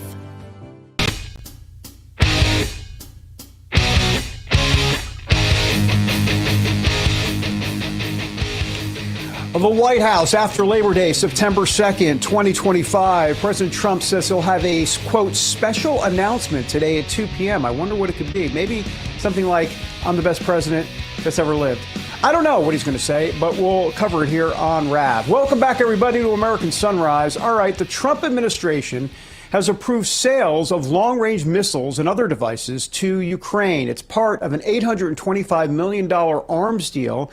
Ukraine reportedly will use the funding from other countries and other U.S. foreign military financing to pay for the weapons. So for more, let's bring in the founder of Defense of Democracies. That would be Cliff May. Cliff, great to have you here on the show. So, you know, how much, I wonder, will this weapons deal help Ukraine? And really more broadly, Cliff, there seems to be an uptick in deadly missile and drone strikes coming from Russia into Ukraine yet again. So you have to wonder if Putin's just playing around again with Trump after the Alaska summit. Good morning to you. Tell me what you think. Good morning to you, David. Good to see you all.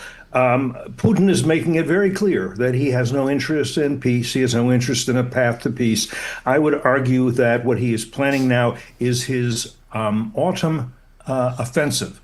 I don't know if that coincides with the meteorological autumn, but he intends to hit hard if he can and see what he can get back. For now, if you've been listening, he says, I don't want to meet with Zelensky, as President Trump has suggested, and I'm not interested in a trilateral, which would be me and Zelensky and President Trump. I'm not interested in any of that. I'm interested in hitting hospitals and nursery schools and museums and residential buildings. It's very good that the Trump administration has sent over $800 million of these new missiles, not the most sophisticated missiles we have. They're kind of souped up artillery, I would say. There are other missiles we should be sending, along with, I think this is important, with permission, the kind of permission Biden didn't give, to use the longer range missiles to hit military targets inside Russia. Putin needs to feel pain. If he does, then he may be willing to say, okay, we can stop the war, freeze it where it is. I think obviously more economic pressure would be very helpful too. I have to think that President Trump is getting rather frustrated with Putin at this point. You know, I do want to get your reaction, Cliff, to this as well. Putin was just in China over the weekend. Chinese President Xi Jinping hosted India's Prime Minister Narendra Modi and Vladimir Putin for a summit. Xi and Modi emphasized that their nations are partners rather than rivals, signaling a shift in India's geopolitical orientation amid escalating trade tensions with the U.S. Your reaction to all of this, talk to us about the significance of this summit and these leaders getting together. Yeah, this is the alternative to American leadership in the world, which is the aspiration, the ambition of Xi Jinping. He's been very clear about this for years. If you just read what he is saying to his comrades, by which I mean about 100 million members of the Chinese Communist Party, the most powerful communist party in all of history, he's saying we are going to have a new world order. America will be sidelined. China will be the basis of it. There's what we call my think tank, FDD, Foundation for Defense of Democracies, an axis of aggressors because they all want other territories. So Russia wants to subjugate the Ukrainians. Xi Jinping wants to subjugate the Taiwanese.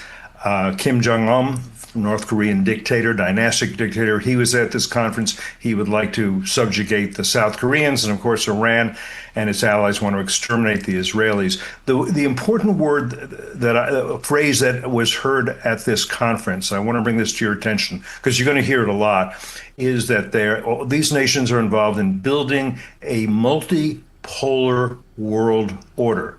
That sounds nice, and they know it sounds nice. They know there are Americans who are credulous and say, how great. Why shouldn't there be a multipolar world order? We'll all be equal. Isn't that great? And what they mean is America needs to be diminished, not a leader of a free world. And then as America is diminished, eventually it will no longer be multipolar. It'll be unipolar, in particular in Beijing, but again with allies in Moscow and Tehran and Pyongyang, capital of North Korea. That's what he has in mind, because he also has in mind one more phrase, a common destiny for mankind. That common destiny for mankind is communism under the leadership or rulership of the Communist Party of China. Cliff, I'd like to unpack your previous statement saying that Vladimir Putin, in your estimation, is preparing for an autumn offensive. Apart from the politics of it all, is this also, or would it be a strategic move, knowing that a very harsh winter is coming? These tend to be the entrance into the winter months in that region. Is that part of the reason you think that he's going to up his attacks? Yeah, what normally happens is in the winter there's less fighting. It's harder to do. It can be done, but it's harder to do. And so he has as he sees it, a window of opportunity here to take more territory. Keep in mind, the war has been kind of stalemated for some time. Russia holds about 20% of Ukrainian territory, but in the past 1,000 days. It's gone from 19% to 20%, very little. Part of what he's demanding, and his demands have not changed at all over time, but part of what he's demanding for a ceasefire, not for real peace, is that other parts of eastern Ukraine should be given to him, the parts that he couldn't get militarily. He particularly wants what's called the fortress belt. It's called that because you have fortified cities that he hasn't been able to break through. He would love diplomatically to get what he hasn't been able to get militarily. And if he were to get it, then that would leave Ukraine much more vulnerable, say for a spring offensive, if they could get into the interior. I don't think this is going to come about. Zelensky is not going to give it. He knows what's going on here. But that's what's good. But he is going to see. Let's give it one more good shot and see how much more territory we can get in this new offensive. That's my prediction. Cliff May, always great to see you, and we appreciate you with all of the advice or the expertise. Thank you so much. Anytime, Dave. Thank you, guys. All right, Cliff. Coming up, those GLP-1 drugs have helped many people lose weight, but can it actually help improve a painful skin condition? We're going to have details next on American Sunrise.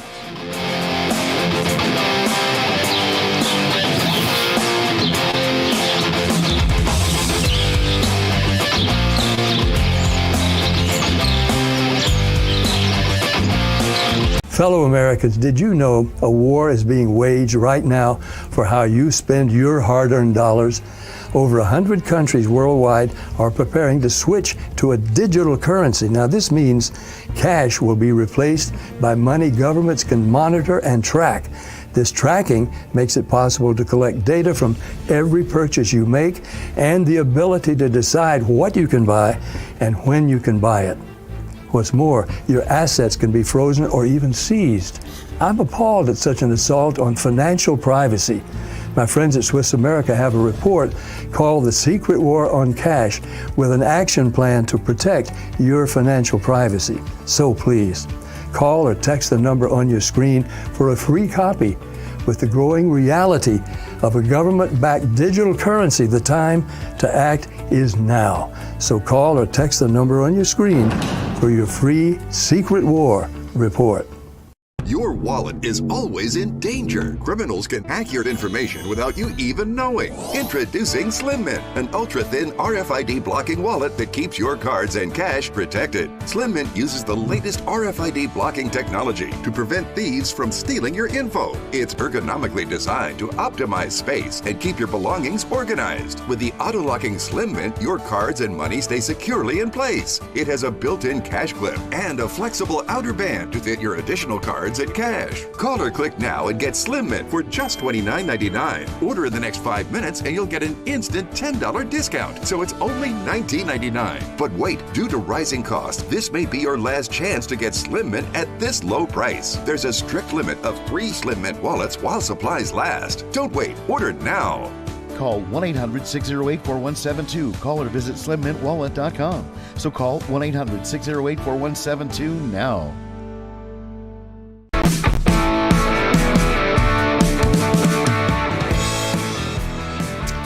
The Florida Everglades here.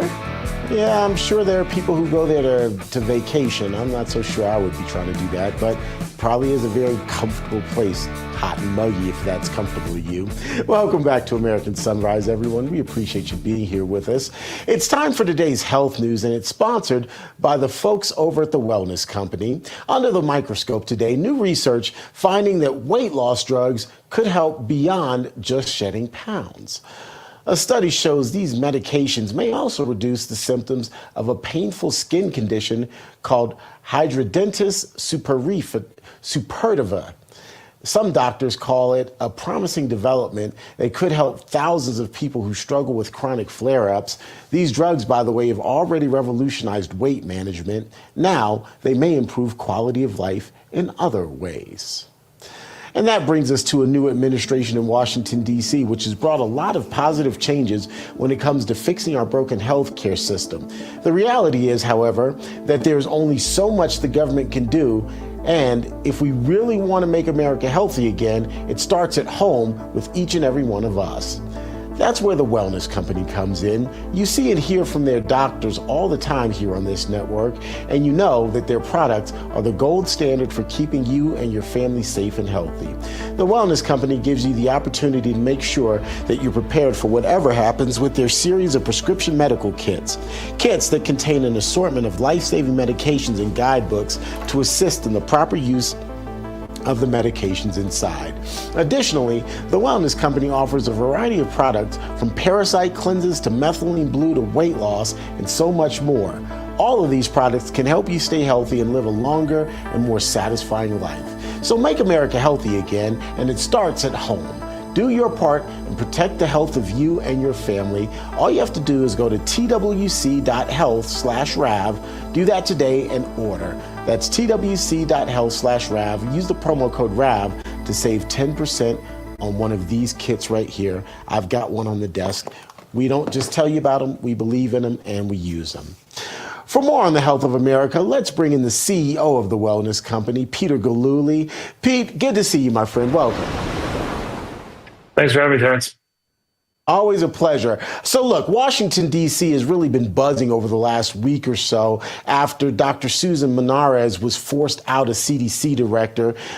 She was ousted and other medical bureaucrats seemed to follow suit. Apparently, she was forced out after disagreeing with RFK Jr.'s changes regarding the COVID-19 vaccine. So first of all, your reaction to her ousting? I think it was an incredibly positive step, Terrence. I mean, Dr. Susan Menarez hasn't actually practiced medicine in decades. She's been a career bureaucrat, as have many of the CDC leaders. And we need actual doctors back in charge of our medical system.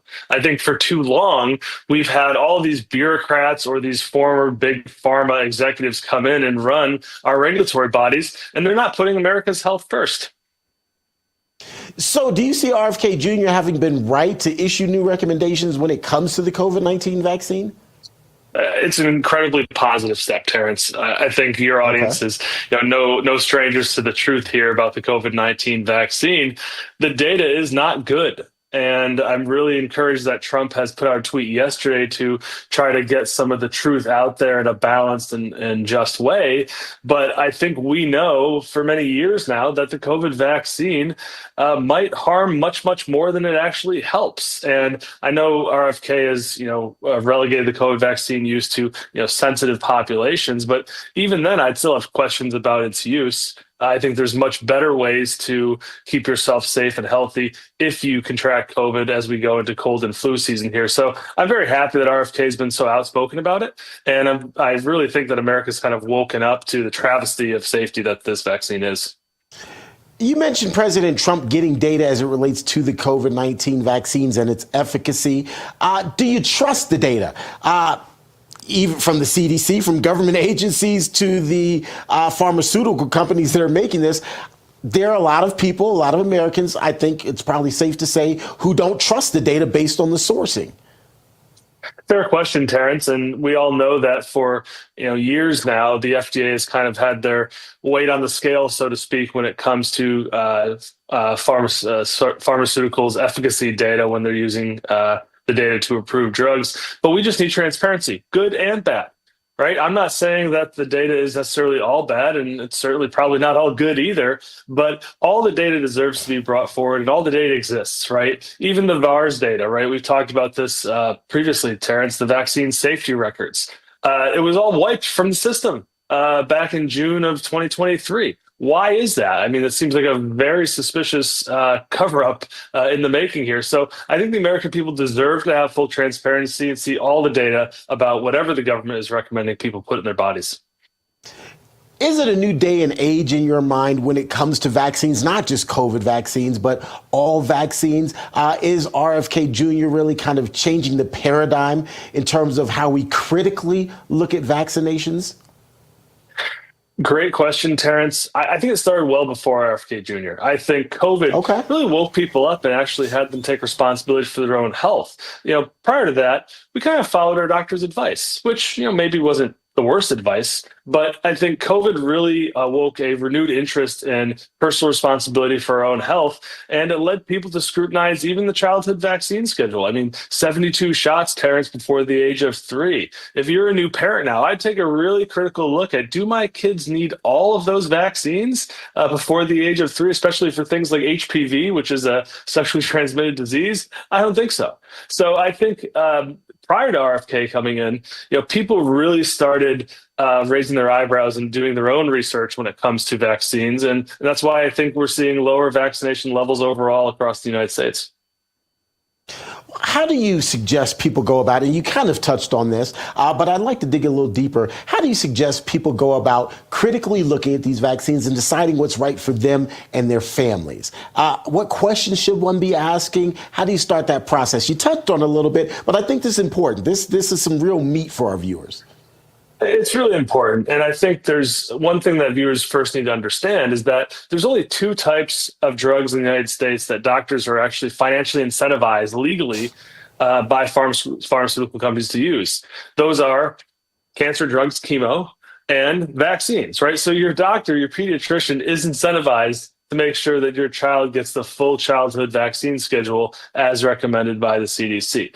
Now, so you might feel some pressure. I know I have as a parent to vaccinate my child. Do your own research. There is a ton of resources out there. You can go read Dr. McCullough's Substack, for instance, which has a ton of great critical data that actually looks at the efficacy of these vaccines. And we've seen a ton of data as well about linking vaccines to conditions like SIDS, sudden infant death syndrome, right? Where infants suddenly die at night. This typically happens within 72 hours of taking a vaccine, most commonly. So I think people just really need to do their own research and go out and look. There are a ton of publications and resources out there that actually go through the safety data line by line, vaccine by vaccine. It can help you make the right decision for your family. Peter Gillooly, great information, and we appreciate that. Always good to see you, my friend. Thanks, Terrence. All right, we'll talk soon. Coming up, the Capitol Police is slated to get rid of the DEI office. So how long has this been in the works? We've got the answers for you next here on American Sunrise.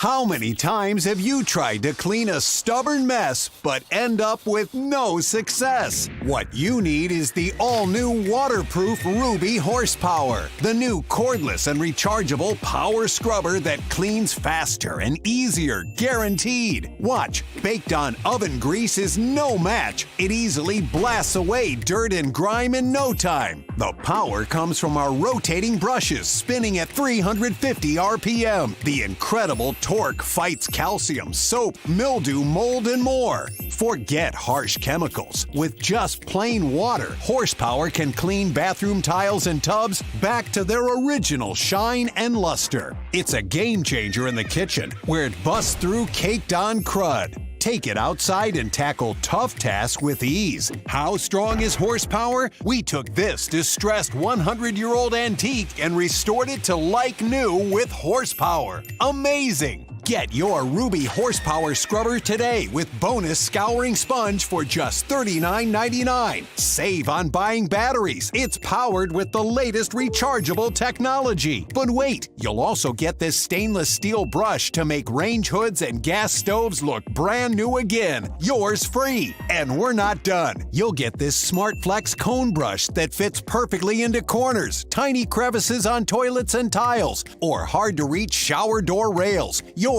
free. And to top it off, we'll include this microfiber cloth to clean delicate surfaces and polish cars sparkling clean. It's also free. Great news! Horsepower is now in stock and ready to ship, but due to high demand, there is a strict limit of 2 per order. Order now. Call 1-800-953-8622. That's 1-800-953-8622 or visit horsepowerscrubber.com. So call 1-800-953-8622 now.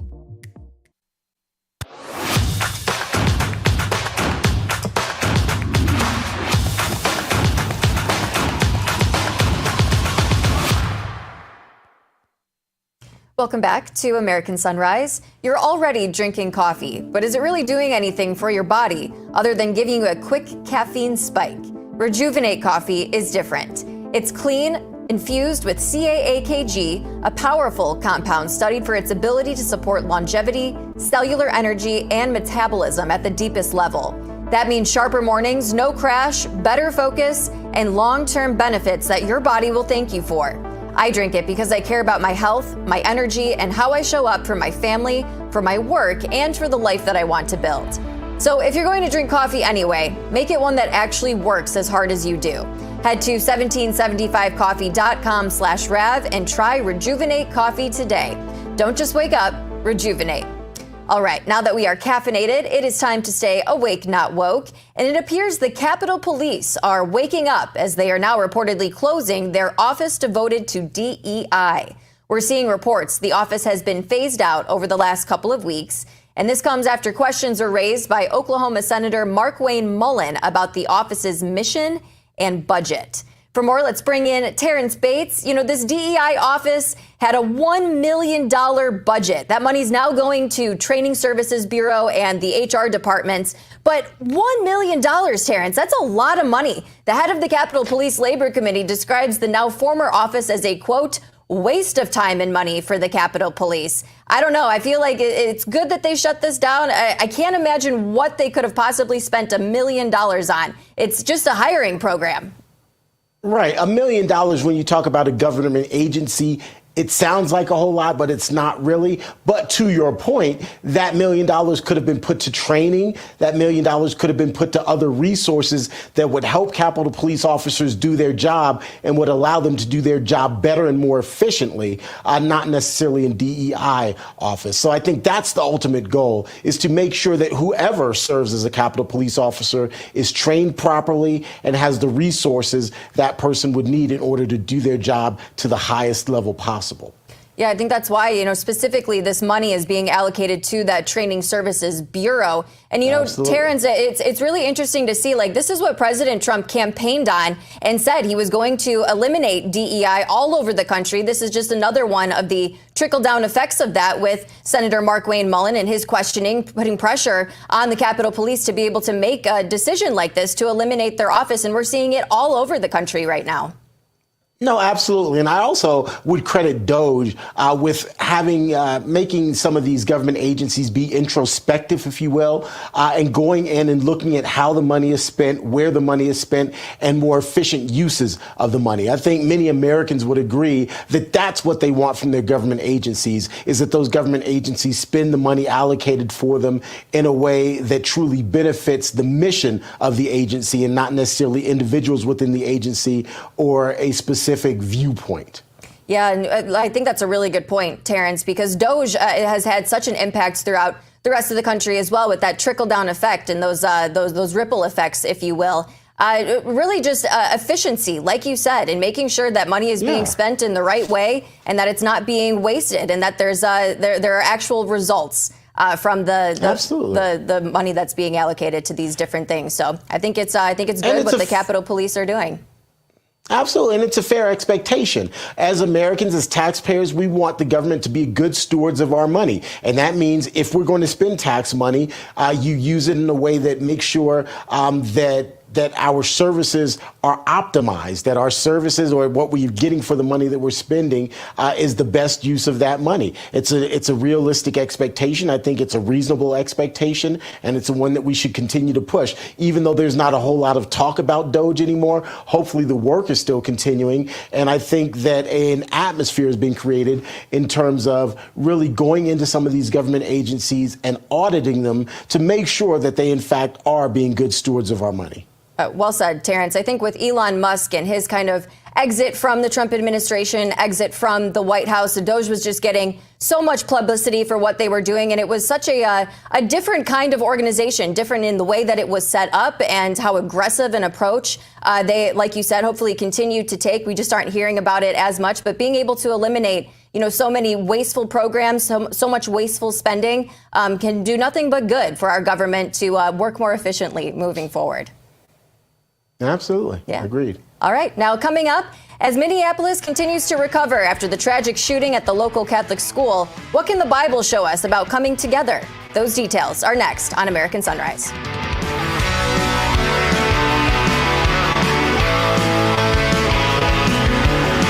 Yep, your worst nightmare. Your car broke down. Now you're worried if it's going to cost you a fortune in repair bills. Unless you already called CarShield, the legit #1 auto protection company in the country.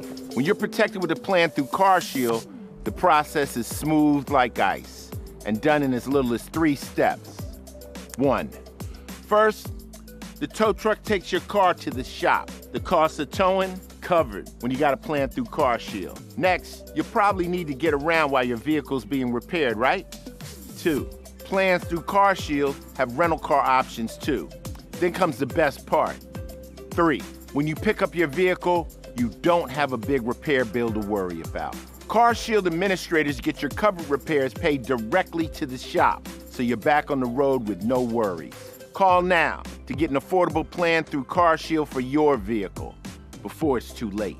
When you call CarShield, whether you got a small problem like a power window motor that could cost a few $100s, or a big problem like an engine or transmission that could cost you thousands of dollars, you're taken care of. CarShield is the #1 auto protection company in the country, and their administrators have paid out more than $1 billion in auto repairs. That's billion with a B. CarShield is the choice that gives you the CarShield guarantee. Your rate never goes up, and your coverage never goes down, no matter how many claims you have. Look, it's inevitable. As your car or truck ages, the parts and components are gonna fail. It's not worth the risk. Call CarShield now. Waiting until your car breaks down is too late. Call CarShield for coverage on up to 5,000 parts and get the CarShield guarantee, where your rate never goes up and your coverage never goes down, no matter how many claims you have. Call 800-653-8201. 800-653-8201. God bless the USA. In the beginning, God created the heaven and the earth.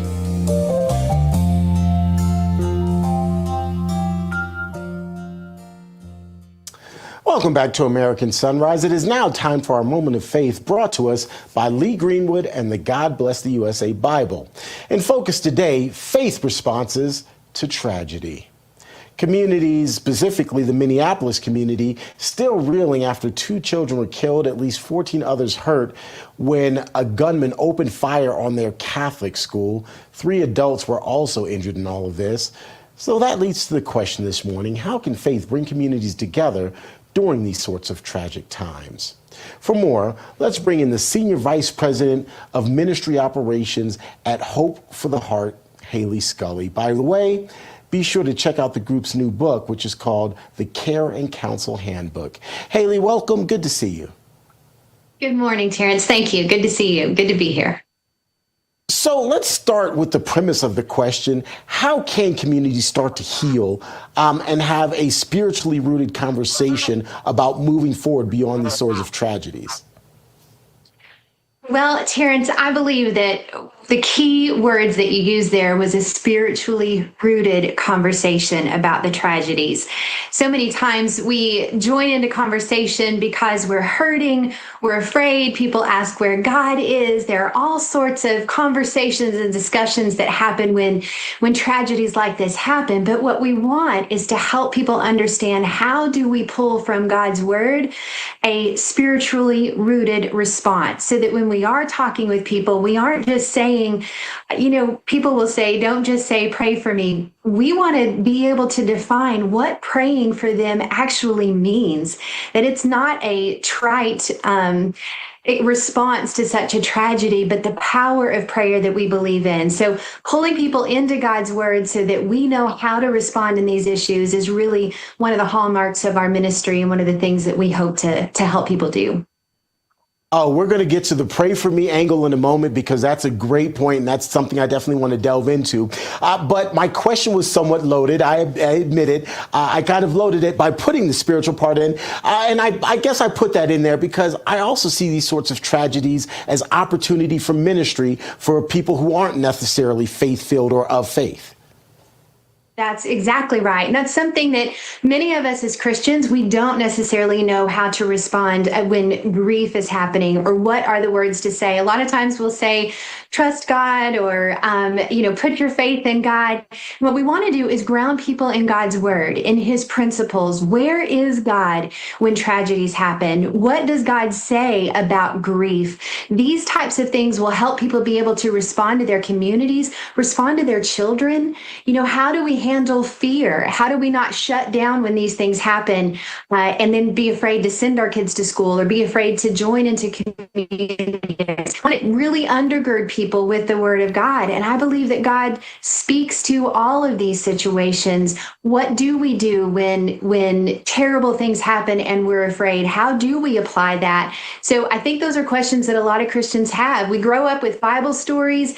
We understand about Jesus on the cross, but we don't necessarily understand how to apply his word. And I think that's the thing that faith practice will help us do: getting into scripture, using it in our everyday life, applying it to our everyday difficulties. That's what will help us grow and know how to respond. But through the power of the Holy Spirit. I mean, he's the one that will remind us and bring to mind what scriptures and how to encourage others. Now to the point about prayer. The term "I'll pray for you" almost feels like a crutch for many people. They say it, but then don't follow through or don't know exactly how to do that. Can you help work us through that? Well, I can absolutely try. I think, prayer for centuries, I'm absolutely not what I would consider an expert. Prayer is a big thing. You're right. Sometimes when people say, I will pray for you, it's because we really don't know what to say. And we know in our hearts how prayer maybe comforts us. We know in our hearts that prayer is how we communicate with God. But people that don't understand that power of prayer, that can feel pretty empty because they're hurting so much. So learning how to ask good questions questions. How do we fill that silence? How do we say, what do we say specifically? I am praying for the God of all comfort to be with you, to show you that you're loved, to show you that you're not alone. Define what we're praying for. As Christians, when we don't feel confident in what to say, a lot of times we just fall back on those everyday words.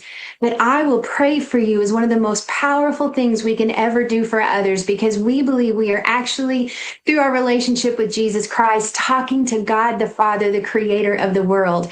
So follow that through. I'm praying for you to the God who sees you, the God who cares. Help me understand what you need right now. Asking good questions. So sometimes we say it because we just don't know what to say, but we want to fill in those blank spaces. What are we praying for? Who are we praying to? And what do we believe the power of that prayer will come about for that person? Haley, I believe somebody needed that word this morning. Haley Scully, we appreciate your time. Thanks so much for being here with us. Absolutely. Thank you for having me. Thank you. We're back with the second hour of American Sunrise right after this.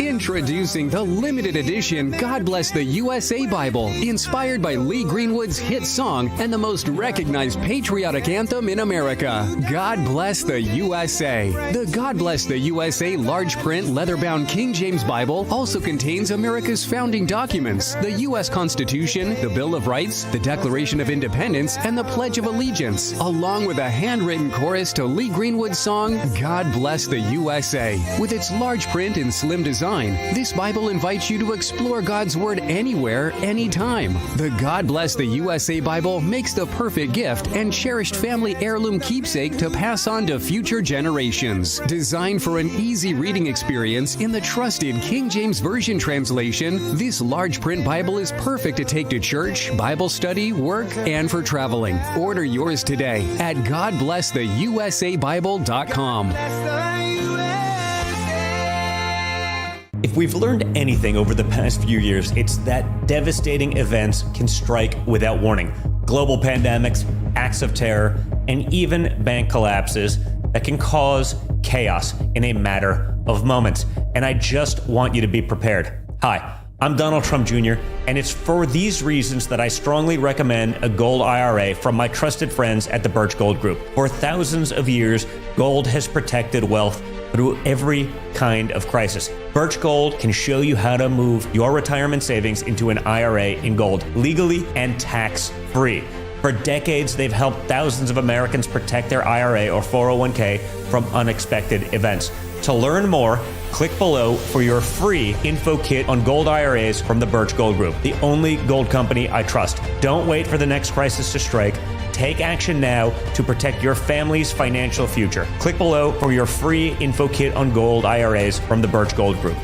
What do you do when your tire goes flat and there's no air anywhere? You reach for Bullseye Pro, the smarter, faster, hands-free way to fill it up with air. Bullseye Pro is equipped with a rechargeable lithium-ion power plant. So fast and so convenient. It's like the power of an air compressor in the palm of your hand. Look, you can inflate all 4 tires on a single charge. It has a built-in smart pressure digital sensor that gauges and automatically stops when the set tire pressure is reached. Easily inflate pool toys, exercise balls, and more. Call or go online now and get the complete Bullseye Pro inflation system for the factory direct price of just $79.99. Plus, we'll ship your entire order free, and we'll give you a 50% discount on a second one. Order now. To order, call 1-800-976-9718. That's 1-800-976-9718, or go to getbullseyepro.com.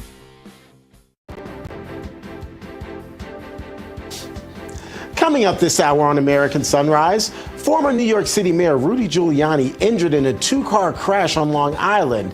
Well before the impact, though, Giuliani involved in another drama. We'll tell you exactly what happened. Plus, This Thursday, RFK Jr. will testify on Capitol Hill in a Senate hearing that's expected to get heated and personal. Senators want answers on new mandates, staffing changes, and whether his reform plan is really just a power grab disguised as public health. We'll have the details on that story. And then later, former FBI Director Robert Mueller, the man behind the Trump-Russia probe, now diagnosed with Parkinson's disease.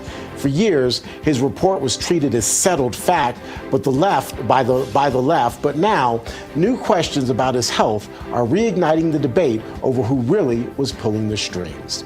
Those stories and so much more right now on the second hour of American Sunrise. Good morning, America. Welcome to American Sunrise. Whether it's culture, we have breaking news to share with you. Politics. President Trump is joining us live now from Florida. We've got you covered. This is what it looks like to be a patriot. We have to protect the American family. The American dream is still alive. I'm David Brody. I'm Terrence. And I'm Dr. Gina.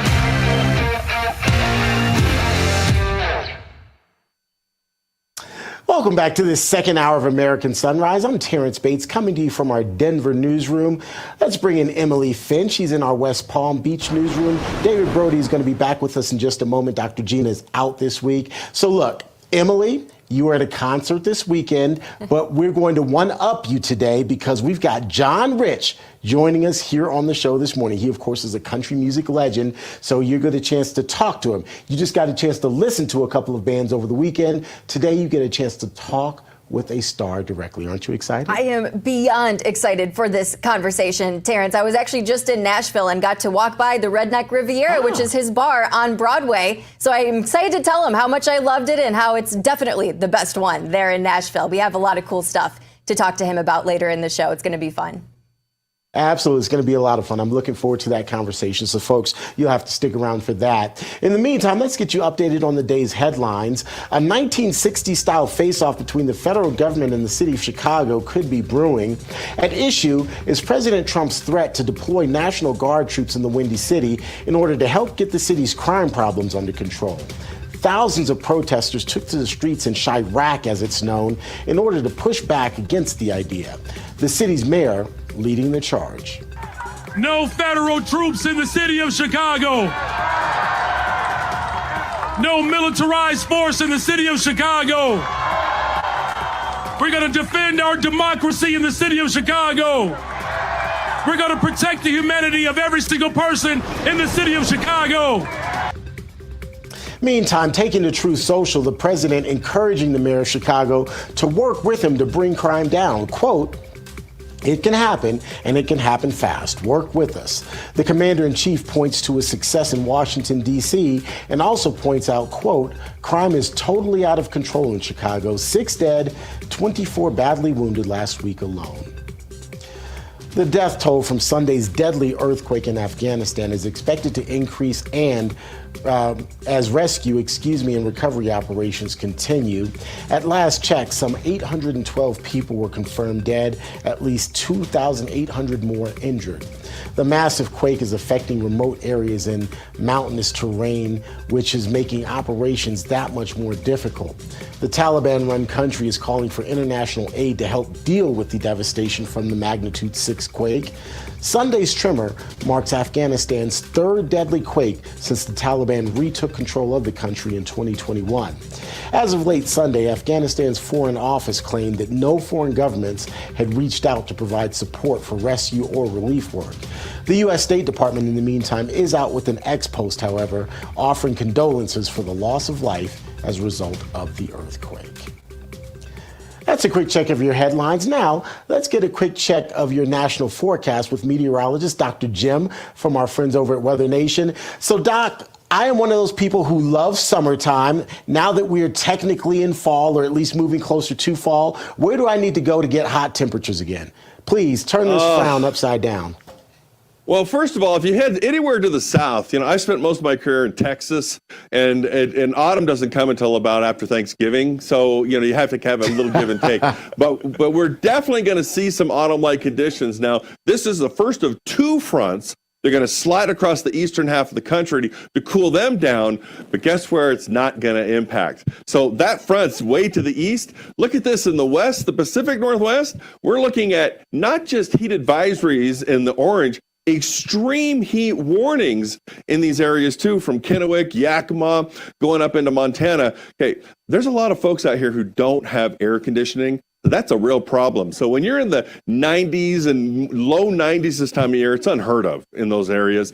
We got triple digits in Vegas. We'd expect to see that, right? 70s and 80s to the eastern part of the country, not so bad. Quick check of the tropics. Yeah, we're probably going to see another disturbance become a named storm. But this one to me looks like it's not going to come to the U.S. It's still a long ways out there. So that's kind of a wrap up what's happening around the country. That hot weather out west, I'm pretty sure they would like to have some autumn weather instead. Book me a plane ticket, Dr. Jim. I'm headed west. Always good to talk to you, my friend. Thanks so much. You too. All right. Let's get you back over to Emily now. Emily, good morning. Morning, Terrence. We are going to turn our attention now to Washington, D.C. and the White House. This morning, President Trump is sounding the alarm on a new federal court decision that he says could cost America $15 trillion in lost investment. The court struck down key permits for major energy and infrastructure projects, ruling that they didn't meet environmental guidelines. Trump calls the ruling a political attack disguised as law and says it's sending a message to investors that America's closed for business. He's warning this move could scare off companies ready to build pipelines, power plants, and manufacturing hubs. And he's promising to fight back by reapproving projects, cutting regulations, and putting Americans back to work. Trump's message: unleash energy or stay stuck. Joining us with some more insight into all of this is John Solomon, the editor-in-chief of Just the News and host of Just the News on RAV. Welcome to the show. John, what do you make of all of this? Listen, the courts have been sticking their feet out since Donald Trump got put back in the White House on the 20th of January. There have been lots of rulings at the judicial level, the first court level, and when they get to the appellate court level and they get to the Supreme Court, they're chronically overturned. And so I think the president is just setting the stage, the big argument, the big picture argument, why this ruling, like others before it, needs to be overturned so that America's progress can keep marching forward. We've had one of the best runs of energy production in recent history the last several months. In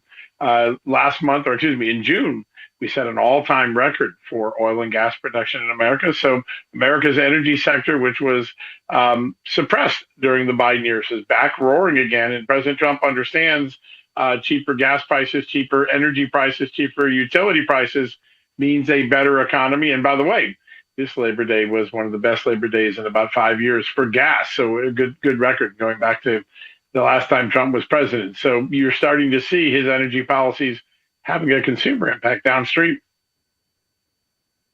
Hey, John, so there's a press conference set for tomorrow. I've got my popcorn ready. I'm curious to see what else comes out of this.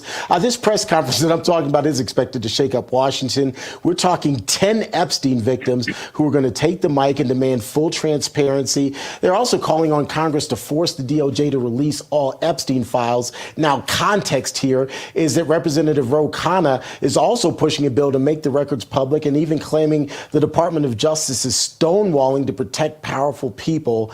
This press are expected to name names, point fingers, and everything in between. What is your expectation of what ultimately comes out of this? Nothing. It's just the Democrats filling the space with oxygen. The documents that the government possesses, with the exception of videotapes that involve the private images of individuals, have predominantly been released. And those that aren't released are being blocked by judges. There are two tranches of documents that are controlled by grand juries and therefore at the behest of federal judges. And those judges have refused to release that data. Ro Khanna can throw as many press releases and press conferences as he wants.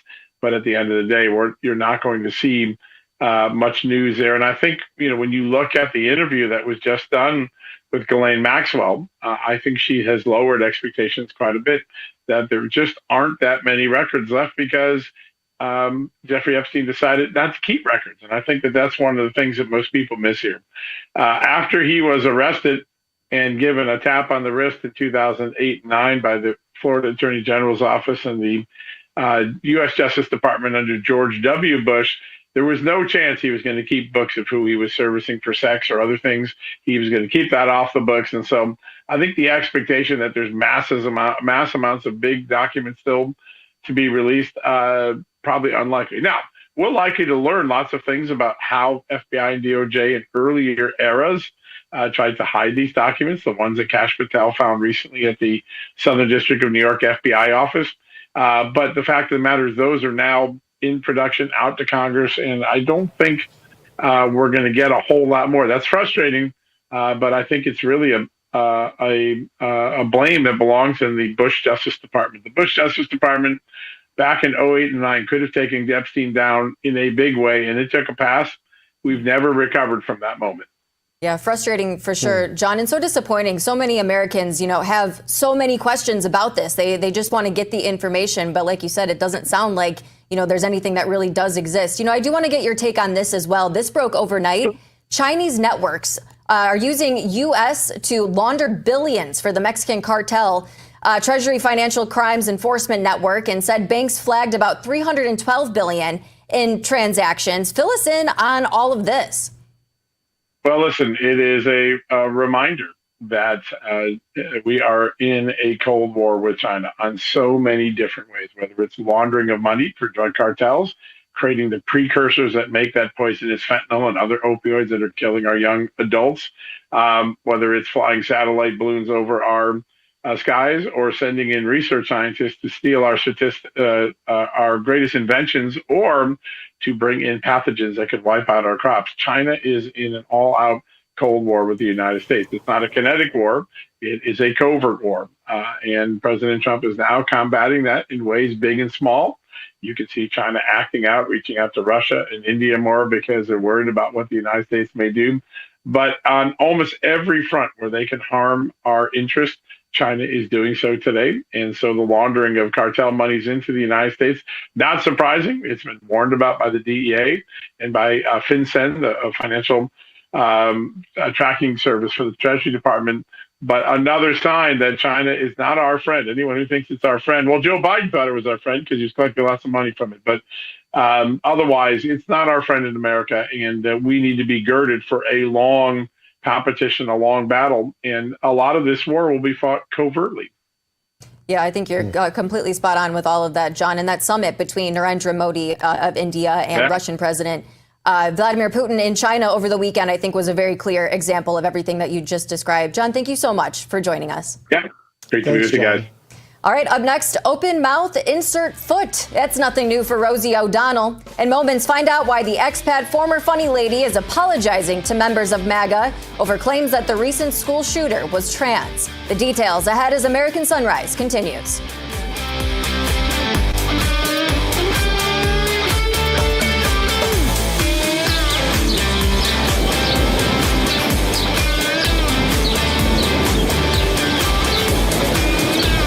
Thinking about travel?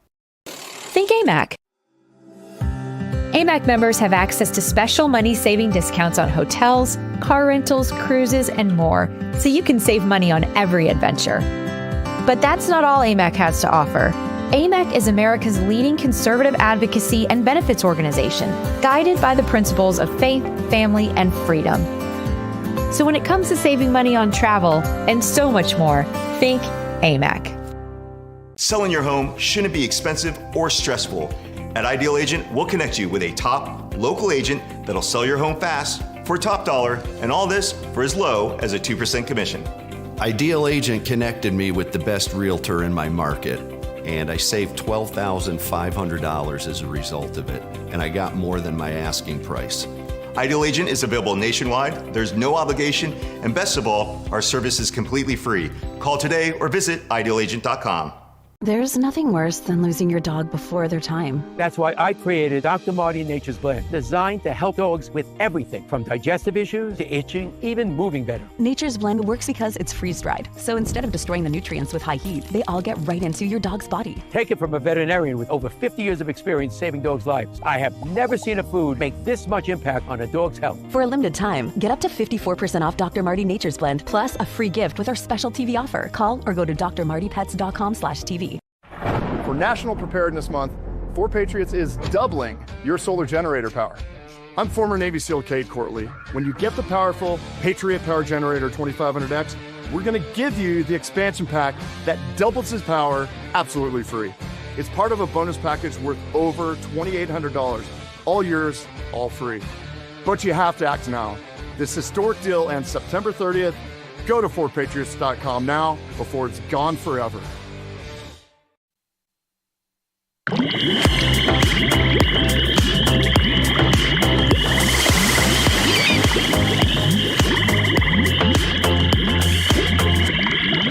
Welcome back to American Sunrise. It's great to have you with us this morning. Time now to drain the swamp, and this morning we are once again draining out actress, left-wing activist, and former funny lady Rosie O'Donnell. Rosie is backtracking yet again, this time after falsely claiming that a Catholic school shooter was a MAGA supporter. The facts, of course, was that the shooter was transgender with no link to MAGA. But Rosie's comment spread like wildfire online. Now she's apologizing, saying she messed up, but the damage was already done. It's yet another example of politicians and celebrities rushing to blame the right before the facts are known. And this time, she got caught.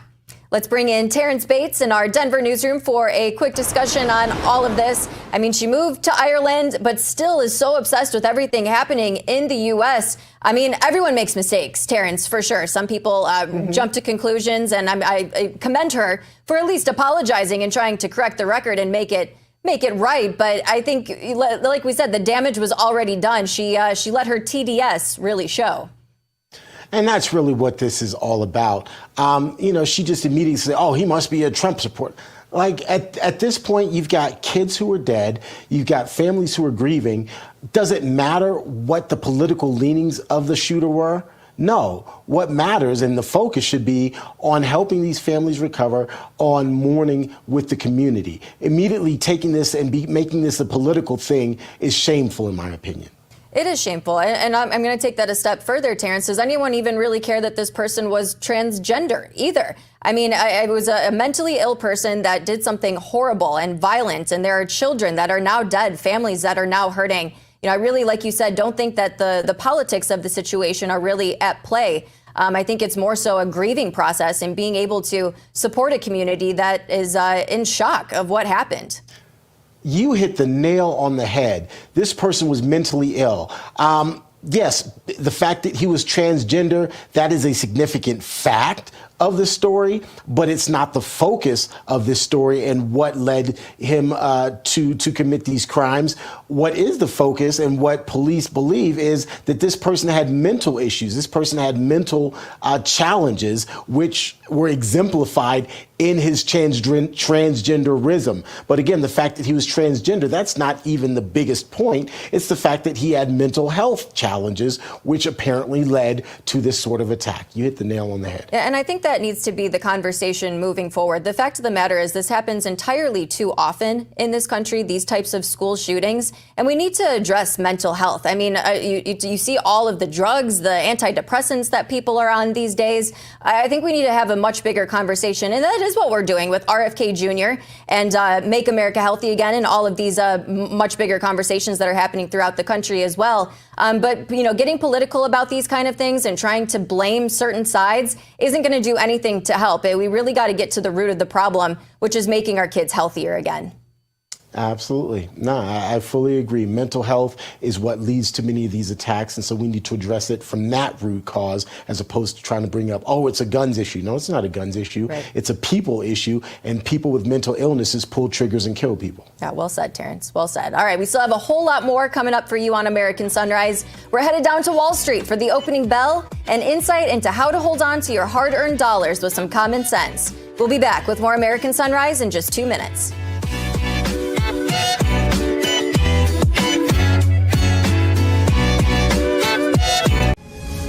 Poverty is unimaginable.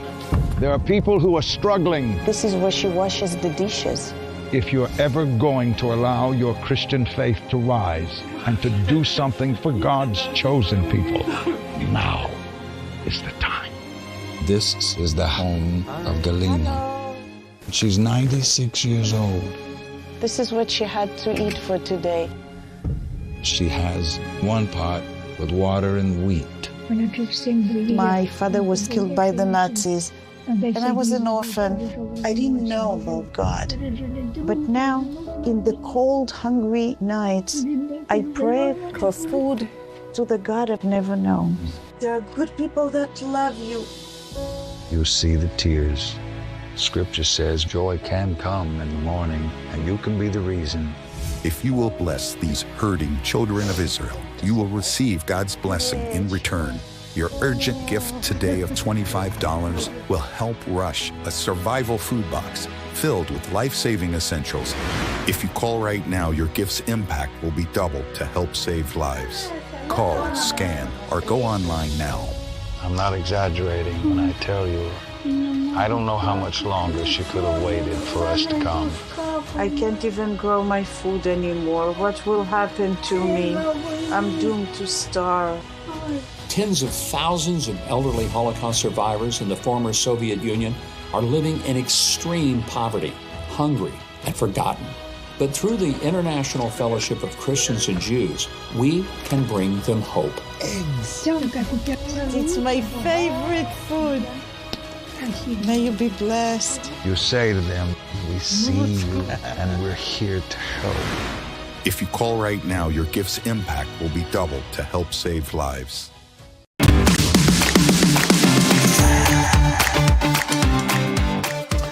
Good morning, Cincinnati, nicknamed the Queen City. You may not have known that. Most people think of Charlotte as the Queen City, but Cincinnati also nicknamed the Queen City. Anyway, folks, we're getting you ready for the opening bell at the New York Stock Exchange.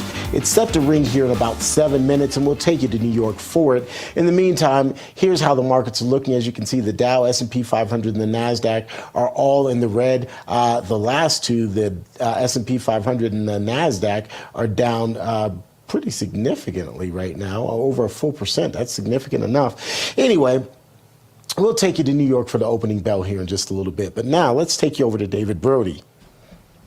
Thank you so much, T. Bates. Appreciate it. Now time for our daily dose of dollars and common sense. We've got American Sunrise Early Edition host and the guy behind Jake's Take Substack. That would be Jake Novak. Jake, good to see you on this Monday. So let's start with this federal court ruling that would essentially negate President Trump's tariffs. What do you think? Will this hold? Well, first I got to correct you, David. It's Tuesday. I know it feels like a Monday, but it's a Tuesday. Of course, we'll be grateful for that on Friday when it comes faster. So don't be upset about that. Don't get upset with me. True.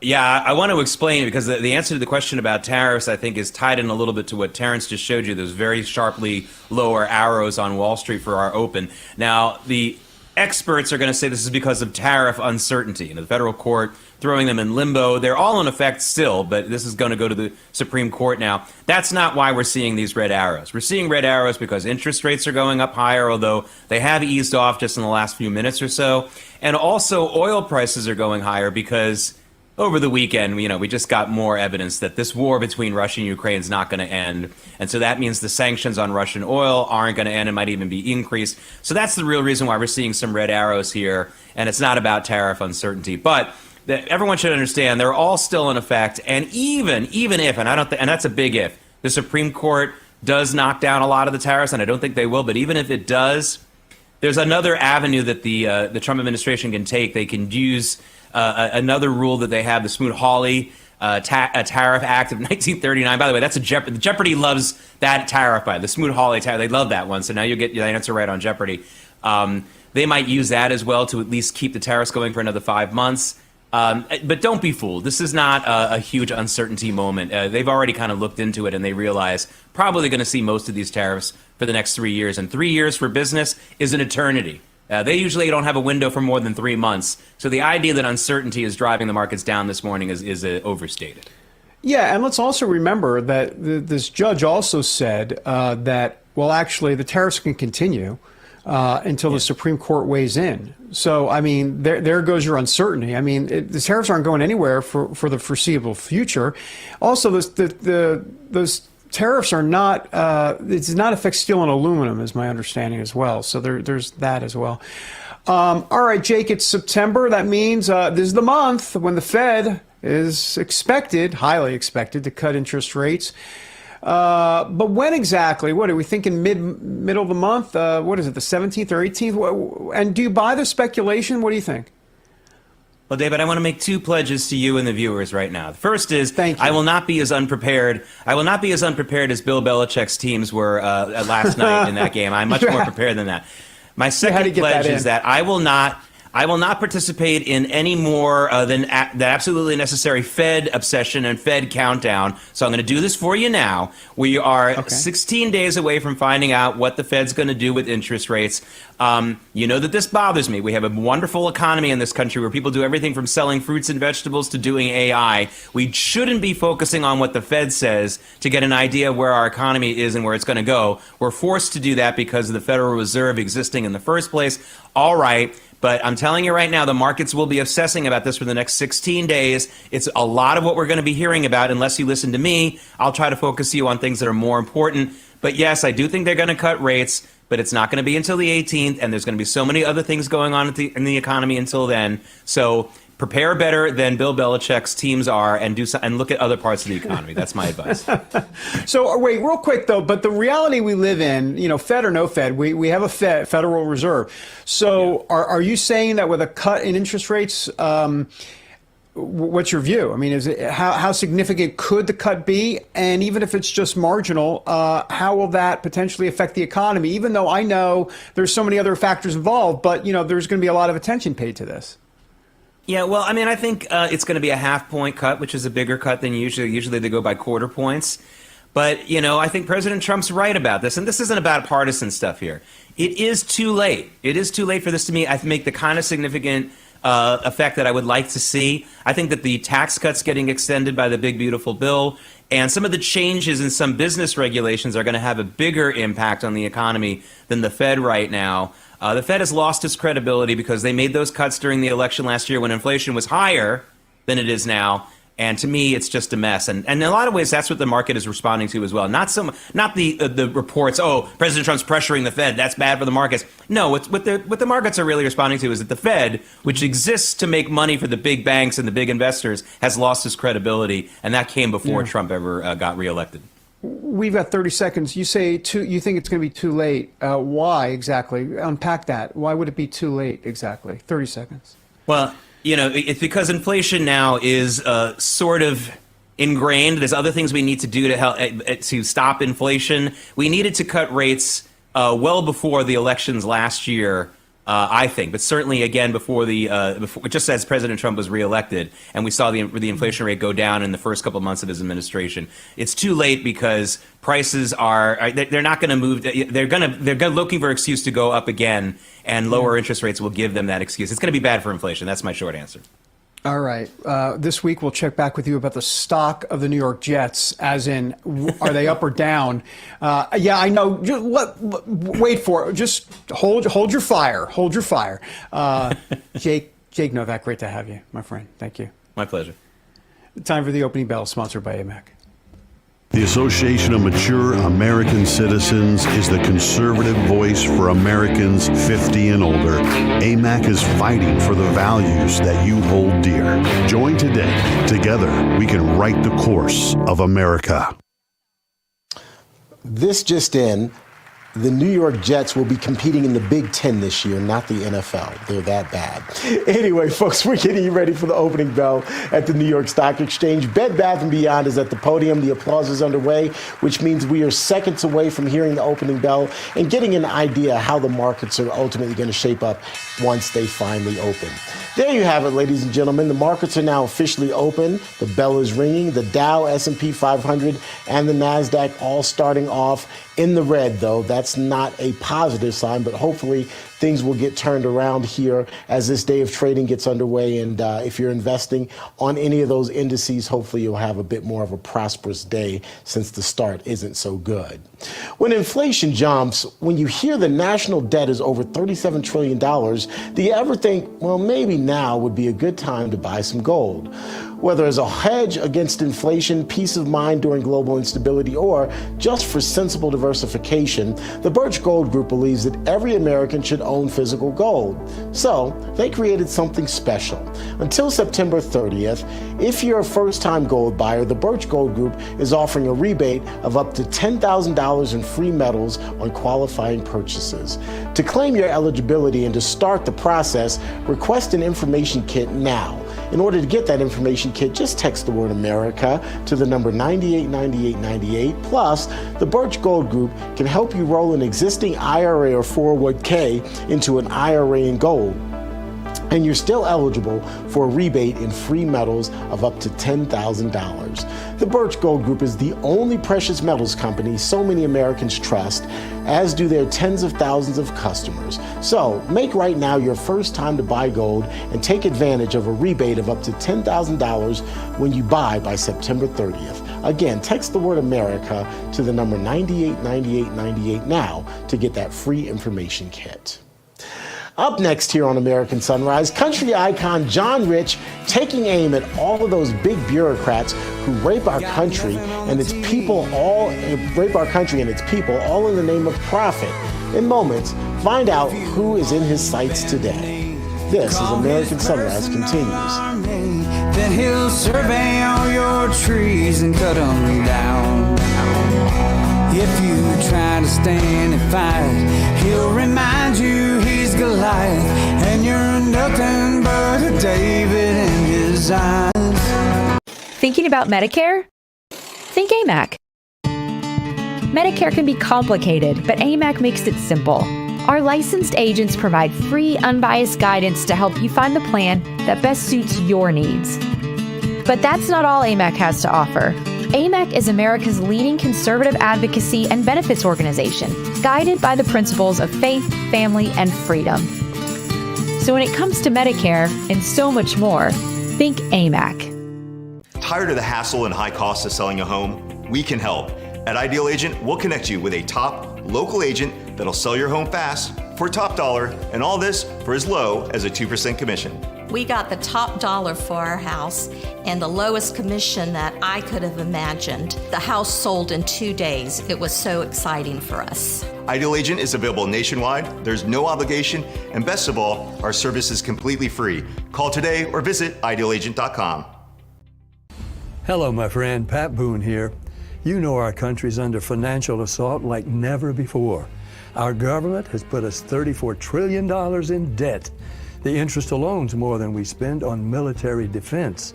And what's worse, other countries no longer believe the U.S. is a safe place to invest. There's a growing international movement to dump U.S. dollars at a record pace. Some economists say this may signal the end of the dollar. Now, these countries are instead buying gold, and I'm suggesting you do the same. My friends at Swiss America have been helping Americans like you and me for over 40 years to buy physical gold and silver for delivery to our homes or held in our IRAs. I've trusted Swiss America for nearly 25 years now, and you can trust them too. So don't wait. Call or text the number on your screen today for financial peace of mind in these troubling times.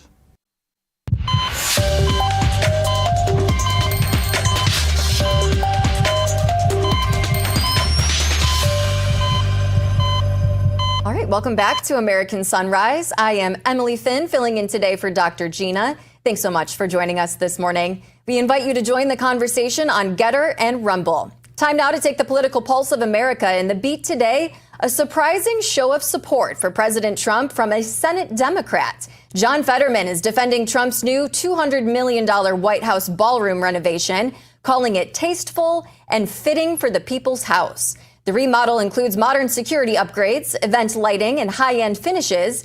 Critics on the left have been calling it extravagant, but Fetterman isn't buying the outrage. He says Trump isn't gold-plating the presidency. He's simply restoring American pride. The remarks mark a clear break from his party and show how even some Democrats are starting to read the room differently ahead of 2026. For a quick discussion, let's bring in Terrence Bates and David Brody. You know, guys, the more and more I hear from Fetterman, the more and more I'm thinking he's going to switch parties to be a Republican. Well, you want to take a wager on that? Yeah.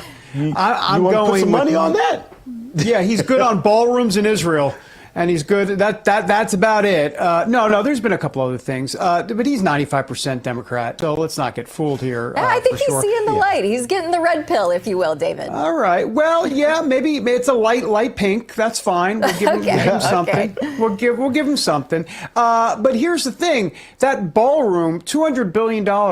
What's the problem here? This is not taxpayer money at stake. Right. This is Trump and his billionaire buddies saying, hey, let's do something nice for the American people. Well, why would you have a problem with that? Oh, I know. Cue the TDS prescription medication. That's the answer, T. Bates. No, agreed. If this thing doesn't cost the American people anything and it's a legacy, and that's the other thing, David, a lot of these people who are against it, they don't want President Trump to have a legacy because then once it's finished, his legacy will always be on the White House. This is President Trump's project. President Trump spruced up this ballroom and created this for the American people, and now we can't forget. That's the other issue, David. Well, we know for sure that this is going to be a beautiful ballroom. Let me just say one last thing. Imagine Gavin Newsom. Could you imagine Gavin Newsom as president of the United States? I know. But imagine if he was president of the United States and had to hold an event in the Trump ballroom. I mean, come on. So anyhow, there's that. All right, guys, we do have to change gears here. Did you see President Trump call out the big banks for refusing to bank certain Americans?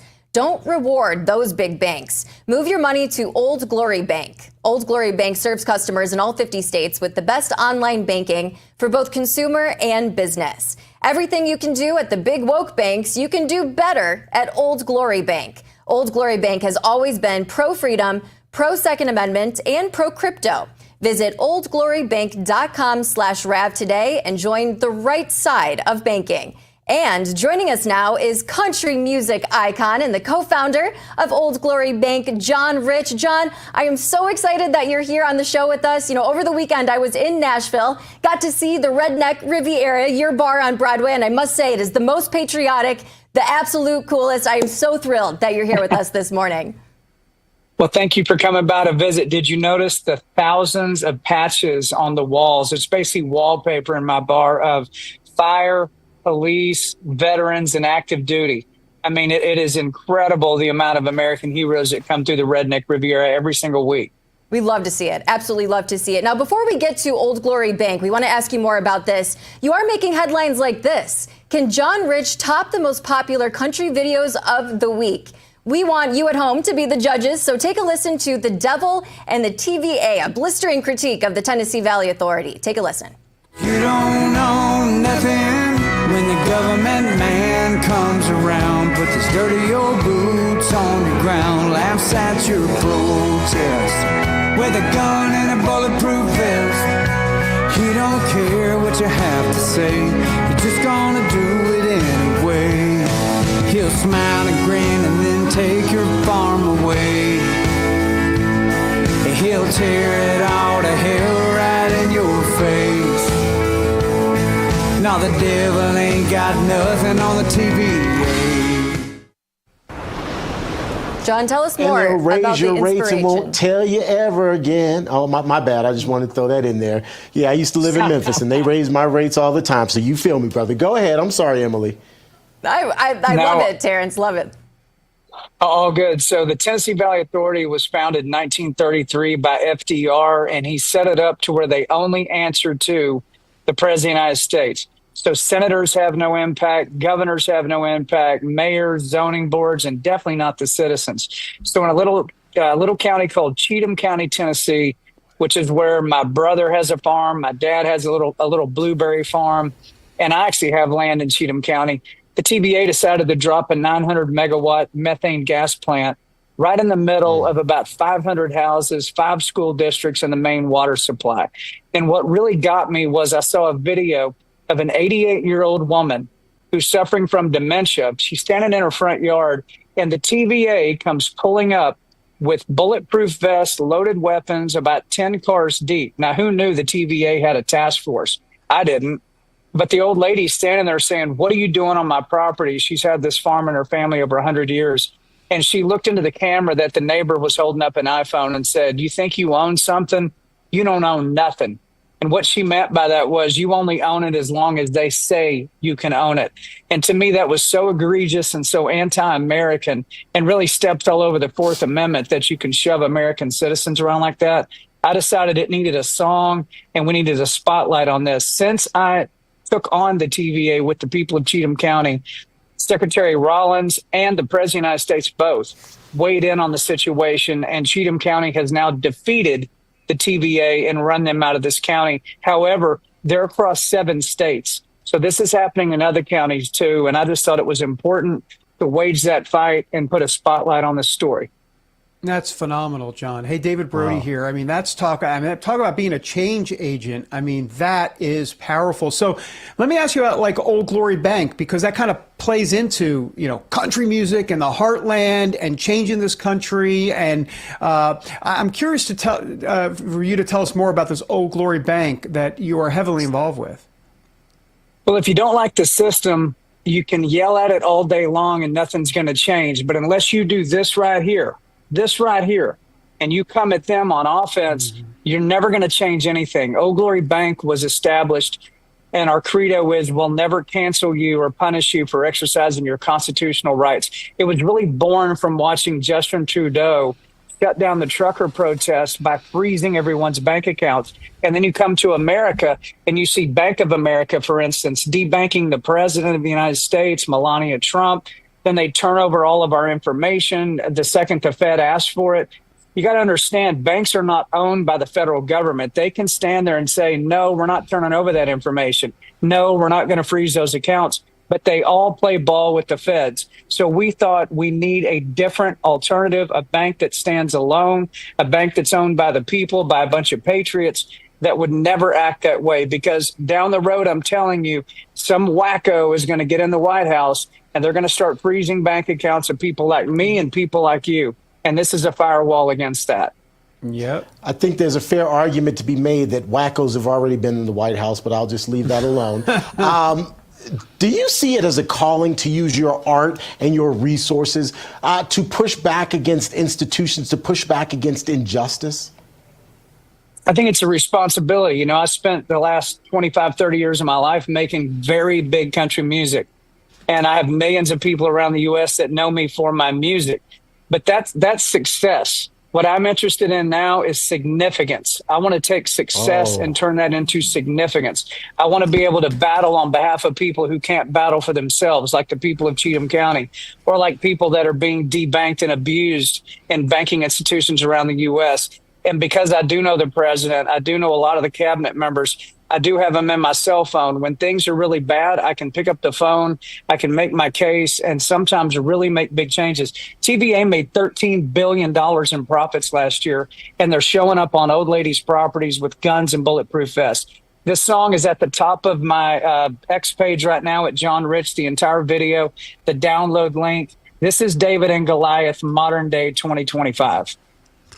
Well, John, you are certainly making a huge difference and really inspiring a whole lot of change through all of your work. I mean, what don't you do? You're a country music legend. You run the business, the Redneck Riviera, and now you got a bank. I mean, what is coming up next for you?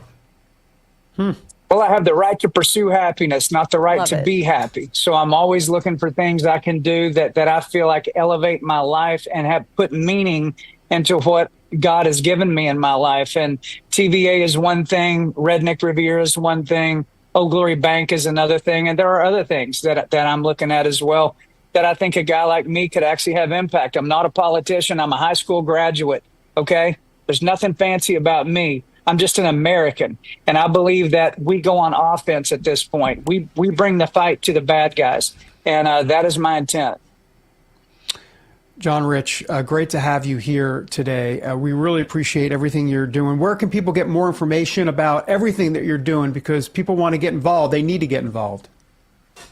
Well, johnrich.com has all this stuff listed, but right now actively at John Rich on X at the very top, it's the pinned post. You'll see the entire video to The Devil in the TVA and the download link. I would urge you to go download that song, forward that to all your followers. Let's get the word out about this. I want to see TVA have to change their charter, change the way they have to operate since 1933. I think it's time for a change at the TVA. Absolutely. John, I know we got to let you go, but I have to ask, did you find your ATV? I was keeping up with all of that on X. So tell us what happened. Well, so somebody cut my chains, got into my property, and stole my stuff. And it's really not the stuff that I'm concerned about. I want to know who did it. You know, this happens to people all the time. I put the word out. We still have not found it. So maybe they follow me on X, whoever these thieves are, and they've decided they're just going to keep it. I don't know, but we'll see. I still hold out hope we'll find these bad guys eventually. Yeah, I wish you the best of luck. It's the principle of it. That is so wrong. John Rich, thank you so much for being here today. Really, really loved our conversation. Thanks, yes, ma'am. John. Thank you. Coming Don't up check on American the TVA, I'm just saying. Yes, absolutely. Absolutely. All right, coming up on American Sunrise, it is time to spill some tea. In moments, find out why Meghan McCain is mocking left-wing climate activist Greta Thunberg and her new Shrek-inspired haircut. The details when American Sunrise continues.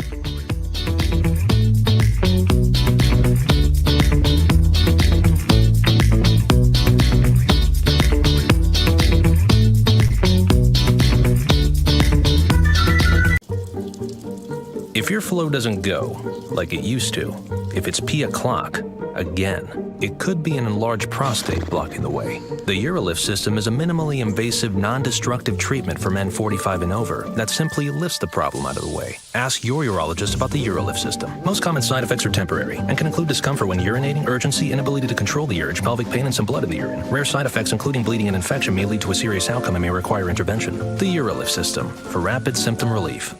The next time the lights go out, will your family be ready? I'm former Navy SEAL Cade Courtley.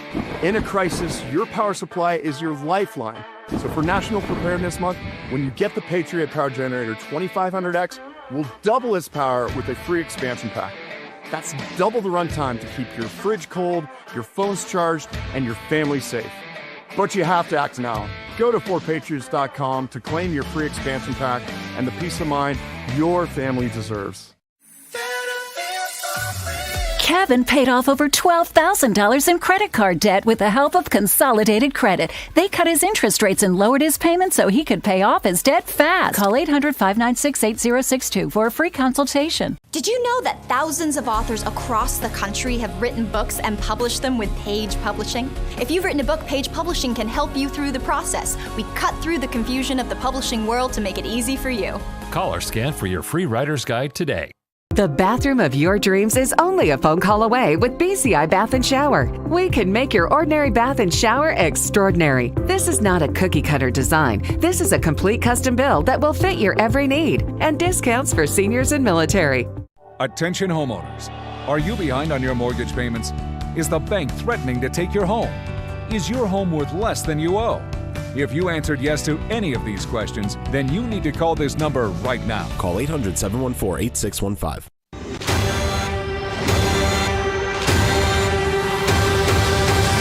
Let's spill some tea.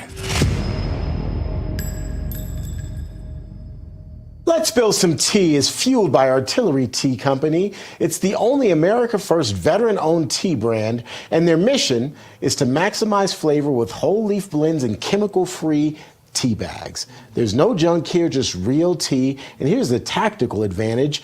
Each of the bags brews not just once, but twice. Go to artillerytco.com and use the code PAYLOAD for 15% off. That's artillerytco.com. It's premium tea, mission-driven, brewed for the brave. All right, let's get into what's in the cup today. Here's what we've got brewing. There's a fight on the horizon. Meghan McCain trending after torching climate activist Greta Thunberg online, and she is not holding back at all. McCain mocked Thunberg's new haircut, comparing it to Lord Farquaad from Shrek, and social media, as you can imagine, exploded. Critics of Greta called it the most accurate take of the year. That's her on the left. Her supporters, though, slammed McCain for going personal, saying the comment was cruel and misogynistic. No stranger to controversy, McCain fired back, saying if Thunberg can dish it out to world leaders, she can take a little heat herself. The bottom line is the internet loved it and the left hated it. Okay. Let's bring in David and Emily here to talk a bit more about this. David, we had a call earlier today. There you see the side-by-side. Your thoughts, I already know what you think, but I'll give you an opportunity. It's an uncanny resemblance.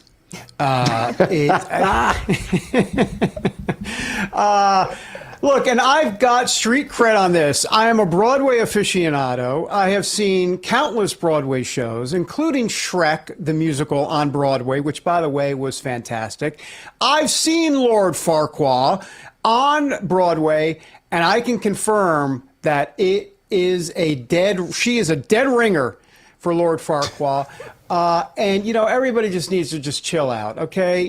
Greta, if you're involved in this type of, advocacy and all that, just deal with the insults. They're coming. Have a thick skin. She's got thick hair. She probably has thick skin. I don't know if she has thick skin. Bottom line is, I have nothing else to say other than the flotilla. How do you pronounce that? Flotilla? The flotilla? Anyhow, that was going on from Spain. It was coming over to help the folks in Gaza. They had to turn around. Greta was on that. They had to turn around because of bad weather. So, Greta's not had a good weekend. Not a good weekend for Greta, Emily. It's such a bad haircut. I don't want to participate in the mean girls energy. I thought it was not cool of Meghan to call her out like that, even though she doubled down and she's like, look, you got to be able to take it if you're going to give it. It is such a bad haircut. I feel bad. I want to give her a makeover really bad. This is I don't know if a makeover is going to help. I'm sorry. This is one of those times I'm going to listen to my mom, as she would always say, if you don't have anything nice to say, don't say anything at all. I know. So I'm not going to say anything at all. But I'm thinking a whole lot of things. I think I just disappointed your mother. I think I disappointed your mother. But I laughed. I found it quite funny. So listen, I'll do anything for a cheap laugh. I'll do anything for a cheap laugh. What do I care? Well, folks, we want to know what you think, and you don't have to hold back. You don't have to listen to my mom. Even if you don't have anything nice to say, please let us know. Get on Getter and Rumble. Hop on, let your voice be heard. I'm getting ready to jump in there because I can't wait to hear what you guys have to say. Still to come here on American Sunrise. Come and make a friend or a few thousand neighbors who are coming together to break bread with those that they live nearby. You definitely don't want to miss this story. It's coming up here on American Sunrise.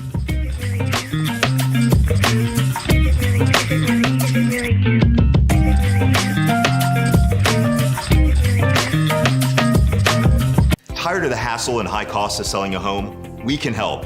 At Ideal Agent, we'll connect you with a top local agent that'll sell your home fast for top dollar, and all this for as low as a 2% commission. We got the top dollar for our house and the lowest commission that I could have imagined. The house sold in 2 days. It was so exciting for us. Ideal Agent is available nationwide. There's no obligation, and best of all, our service is completely free.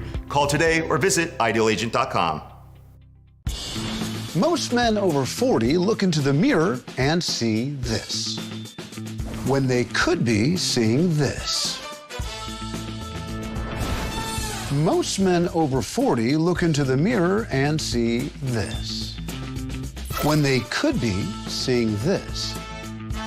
Most men over 40 look into the mirror and see this, when they could be using this.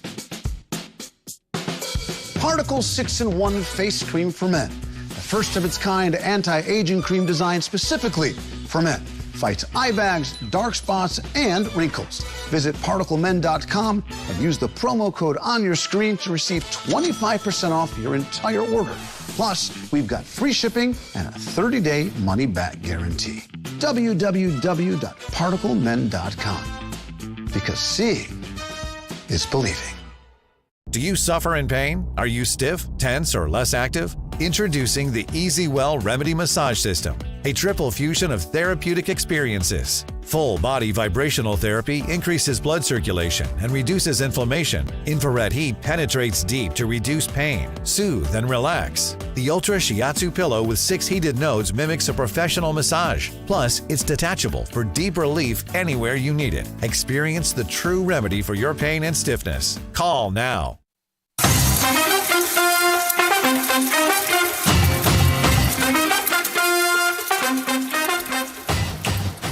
All right, welcome back, everybody, to American Sunrise. I'm David Brody. Thanks for joining us today. Time now for our sunny side up. In the pan today, a fantastic idea on how to become friends with people in your community. There's an organization called Longer Tables. It's a nonprofit that believes in the power of shared meals to connect people. The group recently welcomed over 3,400 locals in the Denver area who signed up to sit down at the first ever mile-long table, 5,280-foot table at the Auraria campus in downtown Denver. It was serving up literally tons of produce from local farmers as the perfect side dish for the community on a beautiful Saturday afternoon. So Longer Tables began its mission of promoting shared meals about a dozen years ago or so. Since their inception, they've hosted more than 100 gatherings in 5 states to help cities and organizations and businesses and neighborhoods create cultures of connection and belonging.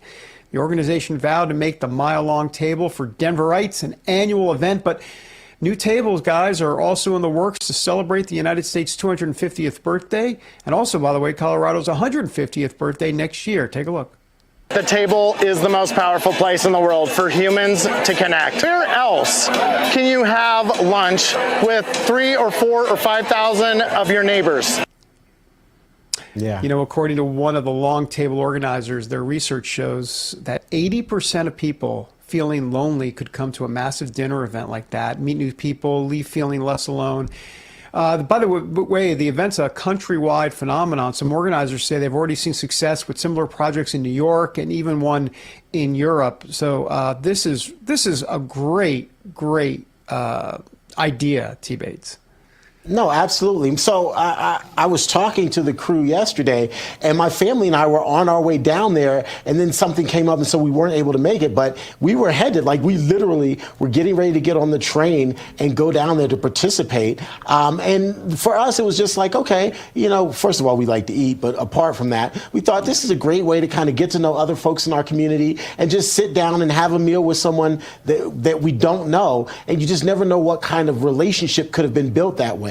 In fact, my tagline for this is breaking bread and breaking down barriers.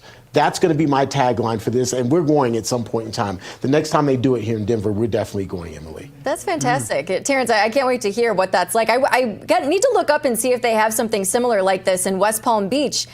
You know, as someone, I have moved around so much. San Diego, Chicago, you know, lived in Michigan my whole life, and it's so hard to make friends when you move around and you're in a new town and in a new city. So, gosh, you'll have to let me know how fun it is, Terrence. It looks great. I hope they have something similar like this here. It looks like a great opportunity to meet people. It's so hard these days. You know, everyone is so online, and being able to actually, like you said, break bread and, you know, break barriers. Was that your tagline? It was perfect. Yeah, that's Terrence. my tagline: breaking bread and breaking barriers. Yeah, it's a great excuse to be in person with people. I love it. Yeah, I don't think this would have been necessarily very popular in COVID times, for sure. But, you know, I'm just saying, by the way, makes me think of something that happened in our neighborhood. We moved to our neighborhood about, almost 30 years ago now. And when we